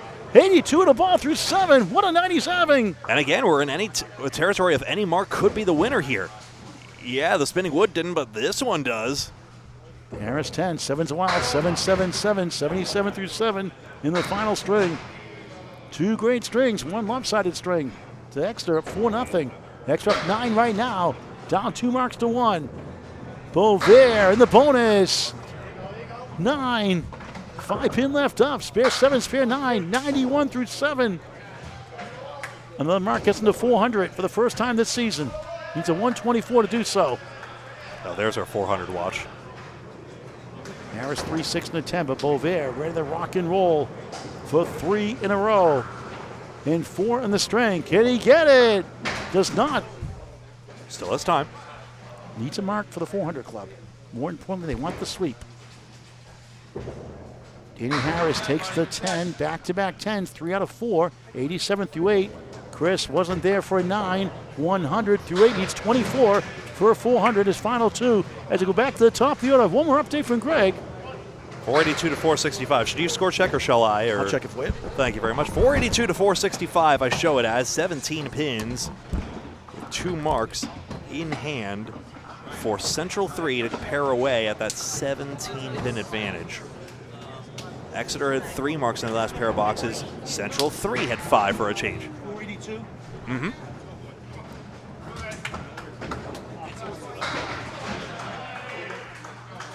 492 is confirmed. 465. 465. We're good. We are confirmed. 17 pins minus 2 hits for Collins and Waters, and we go back to the top one more time. John Boudreau, 4. Gets 4 pins taken out on this one. Norcross gets his head pin here. Rolling Wood gets the strike. Central 3 right back in the thick of things. Boudreau rolling Wood as well. Where's the 4 going? Into the gutter. Channel. Something. Pacific Ocean. Ravine. Ditch. What do you call me? Waters World. Boudreau at 10. 103 through 9. 3 10s in a row. 5 in the string.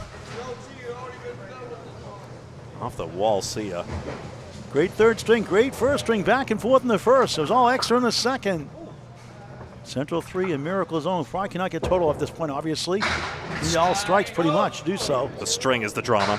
Yes, 2 points the most Central 3 can get, and still be in first by 7. If it'd be 3 if they get swept. Ooh! A quarter, youch. That's why you get 2. I hate when people say that, some people say. Well, yeah, thank you for telling me the rules of the game that I know. Jonathan clocks it down, spare, big swing. Norcross trying to work this tough one out. It's a good ball, almost. 7 to 9. Important ball to get there. Gets a fill of 8. Paul's trying to seek out some updates on the out-of-town scoreboard. Well, in-town scoreboard, as it were. Norcross 101, 3-string total, 318. Jonathan Boudreau working on this one. He's going to have a great evening, despite how frustrated he looked throughout. 7 more, 120, 378. Hingham. Hingham, Central 1's up 26. Central 1 totals up 26 on Hingham in the third. Hingham's up big in total, so that holds on. Hingham will get 6 points to 2 on the road here in position night. Don't forget that week 35 is position round also before the playoffs. 100 pins, surreal. But there we go. Eric Pelletier, 2 middle, 4 left, 5 right. Exeter has to lead by 17 the string. They're going to win the match. Collins, Clip Wing Eagle, 5 in the fill, 94 through 8 on back-to-back spares. Pelletier chops out 1. And that's as frustrated as you'll see him. Collins trying to answer somehow. Good bid, rolls behind the 3 and the 6. Good effort. Eric gets the 10. 90 through 9 at the minimum. 10 per box times 9. 10 times 9 is 90. Collins at 10. 104 through 9. At even par, essentially, 10 a box. 7 box to go. And Nick is a little bit off tonight. It happens in bowling. That's why you have a team. More head pins for Exeter, more splits for Central 3. So both factors, it's a little column A and column B, why they're just not getting the results they're acclimated to Central in this 3, match. Sorry, Greg. Central 3's down 12 in the string, but they have a spare from Justin Waters next. Well, 2 bowls from now, I should say. Second bowl is a 5 right now.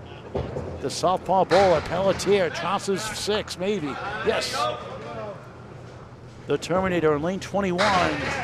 Another diamond, of course, for the millionth time tonight. The 9-pin tipping wasn't the biggest deal for Pelletier, but he does have the 4 horsemen, just the plank's existence. Eric chops out the head pin only. Trying to get to 100. Frustrated. Did what he wanted. Collins, oh, what a big shot that was, the diamond. At last, the diamond. The engaged man, 114 of the ball, the 10th. Oh, there we go. Gains 3 pins instantly right there. Eric is 7, just 97 finish. And a trying to tough remember, night for him, just 312. And we saw a diamond with a thing on top, a plank on top that it actually didn't go. The bonus fill, flops 7, into the 121 finale for Charles the Terminator Collins. And 347 for the 3-string total. 2 pins minus a mark. And that 10-pin swing means it's now a virtual Central 3 lead, even though on the scoreboard, Exeter has 2 more pins. Here's Jeff Surette, 111 through 8. Only 5. Josh 100 through 8, not on marks. 2-pin lead for Exeter. Central 3 has the mark next from Waters. Daley 9. How about 10? It goes from behind. Strike in the 9th. 110 plus 2. Don't hurt him, Surette. Tickles the 1. And now Central 3 trying to get 2 points at least, trying to avoid the sweep. Jeff takes a 9. 120 through 9. Go 11, the cry you hear. And a 114 and 133 his first 2. Greg. Go 11 is the cry you hear. Get that mark in the 10th and bring down that 11th rack of pins. My knees are killing me. Those stairs kill me in East Boston every time I come here. My knees shot for a couple of days. I don't know what it is either. Knee replacement, right knee coming up after the Mixed Worlds. A day or two after, hopefully. 247 Surette, Wood in between the 4-7. Maybe it's just the fact they exist. We go to a lot of single-level bowling centers as it is. Hey, there's David Gowans from Marshall, Ontario, Canada watching. Good to see you, David. Looking for you all night. Daley pockets a diamond, of course. Diamond City continues on the strike. Then on the crossover side. Surette. Restaurant on the 4 somehow. Try to get to 130. I don't know what that noise was, but in fairness, I don't know what that result was. And 370 so it does so. Oh, it's a good try by Daley. 9 to strike. 119 through 9. Jeff, 9. 129 finish. Yeah, why did Bob Lee do that cross-match analysis? Just watch this one and you can see the diamond conversion rate. 376 for Surette. Daley at 10. He gets a 129 also, I believe, right? Yep, each match at a 129. So at Daley, 133, 101, 129, 363. Just too full on the object pin, that was the issue. 4 box go. Waters' team is down 9 in the string. 9 to tie, it's 8. Hold on, he's up next. Barber got 8 actually. He's at 98 through 8. Now here's Waters' fill. 150 the ball. It's 6. Actually, they had the lead by 9, so now it's 15. Excuse me, 5:59, 5:44. Central 3 up 15. Barber needs it. Barber gets it. 108 in the ball in the 9th. That's 1 for Exeter. Waters to answer again. 2 full. Big swing here. Denied 3 in a row. So it's a 121 through 8 and a spare 6 after the spare 9. Full shot the other way around. Had 3 marks to stop the string. Big sticks here. 9, 130 through 9. Central 3 fighting for 2 points. Exeter looking for the sweep. Central 3 up 14 right now. Minus the fill ball here from Dave Barber. Can cut at the 4 with a strike on spare. And then the strike to give him initiative. Great first, great third. Any big fill, really. Barber 8, 9. 2-pin holds. 117 through 8. It's down to 5. Waters bumps away, baby, strike, huge! 140 in the 10th plus 2. Reverses. Massive shot. And reverses the pressure. Now the Barber single. answer, missed it. He's missed 3 singles tonight. And in an instant, in just 1 ball, all the momentum just shifted. That could save Central 3 2 points potentially. The pressure's on Chris Boisvert, who needs a mark for 400 tonight, but he wants the 8 points. And wasn't there for a 9. 126 finale for Dave Barber. And again, it's the same thing of just like 126, 362. Excellent evening, pro tier evening.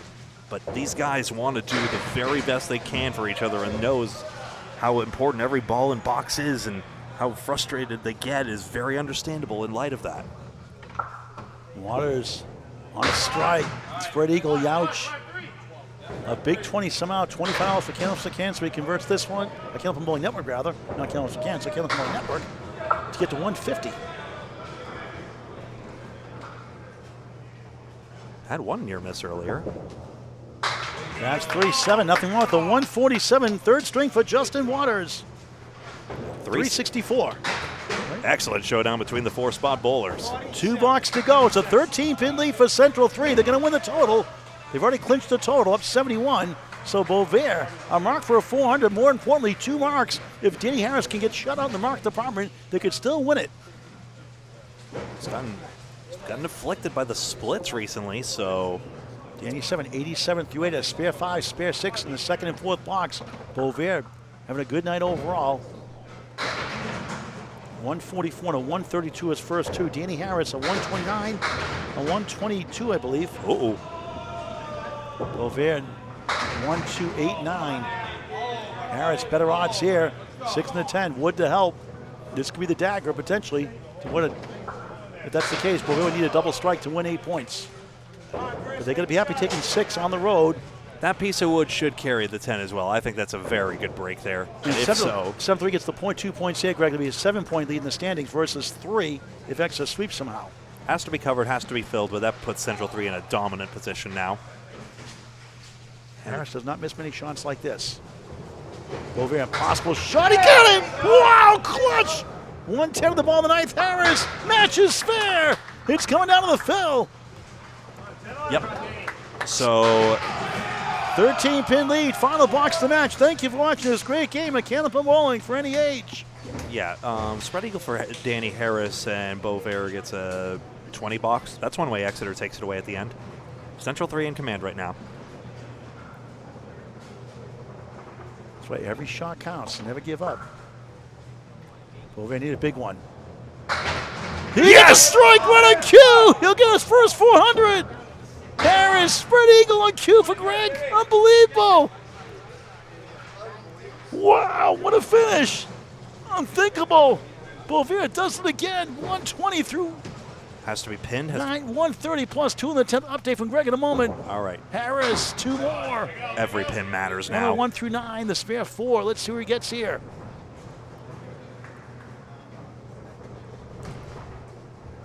Big shot coming up here. It's an 8-109 finish for Danny Harris. I'm at 360 if I'm not mistaken. What's the situation, Greg? 5 pins. 5 to tie, 6 to win. 5 to tie, 6 for a sweep and get to 3 within first place. Wow, what a finish. All scores are unofficial, but that's what we have it as. What a big shot, Boisvert. And we'll talk to him after before we sign off. Possibly Stanley the dog if he wants to, but you should talk to the winning team. Boisvert trying to win the first ball. He does! Double strike! Wow! Clutch, clutch, clutch, the dagger! A sweep on the road! Extraordinary. 140 in the 10th, plus 1 more chance for another strike in 150. Boisvert, big in the first, big in the second, big in the third. It's now a great time to mention that Boisvert is the lowest average on the team. We'll see how long that... We'll see how long that lasts, though. Wow. Shocking finish. For the triple strike, he gets 8, 7 left, 6 right, 7-6. 28 bucks, 148 finish, and what a night for Chris Boisvert. 3-string total, 424. His previous 369. Wow, wow, wow. Greg, the update. Friday the 13th, unlucky for some, but for others, Exeter Lanes, 8-0. Taking a huge victory. Back up to New Hampshire. Just added to the pile of successes Rob Ficar's got at his center, you know. But Central 3, a team that is still favored to win the league and run the table and all that jazz.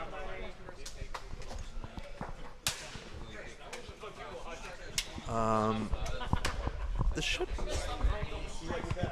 Paul, this should just work. Just, do it slowly for me, please, because I'm not 100%.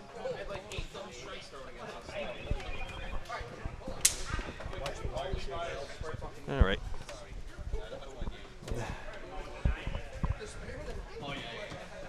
There we go. Boy, what a night you've had today. It's 360 on your high, previous 3, get a 424 tonight, a double strike in the 10th. We needed it most. Clutch, clutch, clutch. Big night overall. It was, you know, it's big night. Just points. That's all it is. It's one night at a time. Thank you very much. On to Cincinnati. You know what I mean? That felt good, but you know what? There's still a long way to go. Electrifying, back and forth, third string, same thing. They had you by 13 going the last 2, not on marks. What's going through your mind in that situation? You know, give it a chance, see what happens. It doesn't matter if you don't have a chance. So you know what? It doesn't matter when I bowl if we don't have a shot. So this is a 5-man team, and this is This is what we do. This So. could be a potential repeat for the third year in a row. It could be a possible 1-2 final again. It's probably going to Boo. be. But this Boo. guy over This here, guy keeps throwing you know, double strikes. Boo! And this whole team, they stink. They stink. No, they're actually really good bowlers, but he keeps on throwing double strikes. See what happens? See Thanks, what happens? thanks, Hulk Hogan. This is what happens when you throw the ball with the wrong hand. Not named Craig Holbrook. When you're not Craig Holbrook and throw the ball with the wrong hand, this is what happens. This is what you turn into. Craig is the greatest, by the way. He Craig is the greatest of all. absolutely is, and you are. Can we get Stanley Dog? I don't know what you are right now, but he's the greatest, and you're just annoying. A fan of Chris Boisvert. That's what I am. Chris, what a resilient victory for your team. Points, that's a big swing because now instead of being 7 out, you're only 3 behind first place, and here we go again. Long way to go, you know. We did this last year too, you know. Long way to go. We got one more round to go. You know. Tonight means nothing if we don't do what we're supposed to do in the third round. So clutch bowling. How about a 3-letter word? Wow. I'll give it to you, Paul. Wow. Thanks. Congratulations. 8-0 sweep for Exeter. Greg Gouillart wraps up. Thank you very much, Paul. 97 pins at 13 pins for the string right there. Real quick, thank you, SDGA, for the $50. I don't think it's your first donation either, so thank you so much for all you do to support our channel. Really, really appreciate that. Yeah. I'm sorry, I'm really at a loss for words. I really appreciate that so much, so thank you. 84 pins lost for Exeter and 97 pins lost for Central 3, so Exeter was ahead by 13 on the pinning right there. Head pins were 101 to 96, so eventually it evened out there. 11 more splits for Central 3 overall in the match. What was that? And by the way, Hingham took 8-0. I just heard on that match over yonder. Hingham over Central 1, 8-0. Exeter 8-0 over here. First time Central 3 has not taken a single point in a match here. And what was the last thing I want to do? Just checking the split luck in that last string as well. Yeah, I think it was 4 more splits for Central 3. So uncharacteristically, the pins turning on the home team in this case, allowing Exeter Lanes to take advantage. And 607, no slouch. No slouches there, but 620 to 607 to take it all away. And Millis, by the way, won the second string on Riverwalk, 590 to 571, up 60+ after 2 strings late in their match. They're 4-0 on Riverwalk. We may see them next week, possibly again, if they match up again next week, pending a streamer or Academy next week somehow. That's the end of this broadcast, buddy. You can follow along with the link in the standings. That's updating live from our secretary, Corey Alisi, here in the league. Yeah, oh, yeah, I thanked SDGA for that very much. You can say thank you as well if you want, though, I'm sure, I think, at this point. But Thanks for all our viewers for watching all night long. What a great day for Candlepin Bowling. Yeah. Second string, not so much, but boy, Exeter clutch, needed it most. The Pins have their way in the end. Thank you very much for watching this presentation of the Friday Night Pro League on behalf of all of us here at Candlepin Bowling Network, Paul Grant and myself.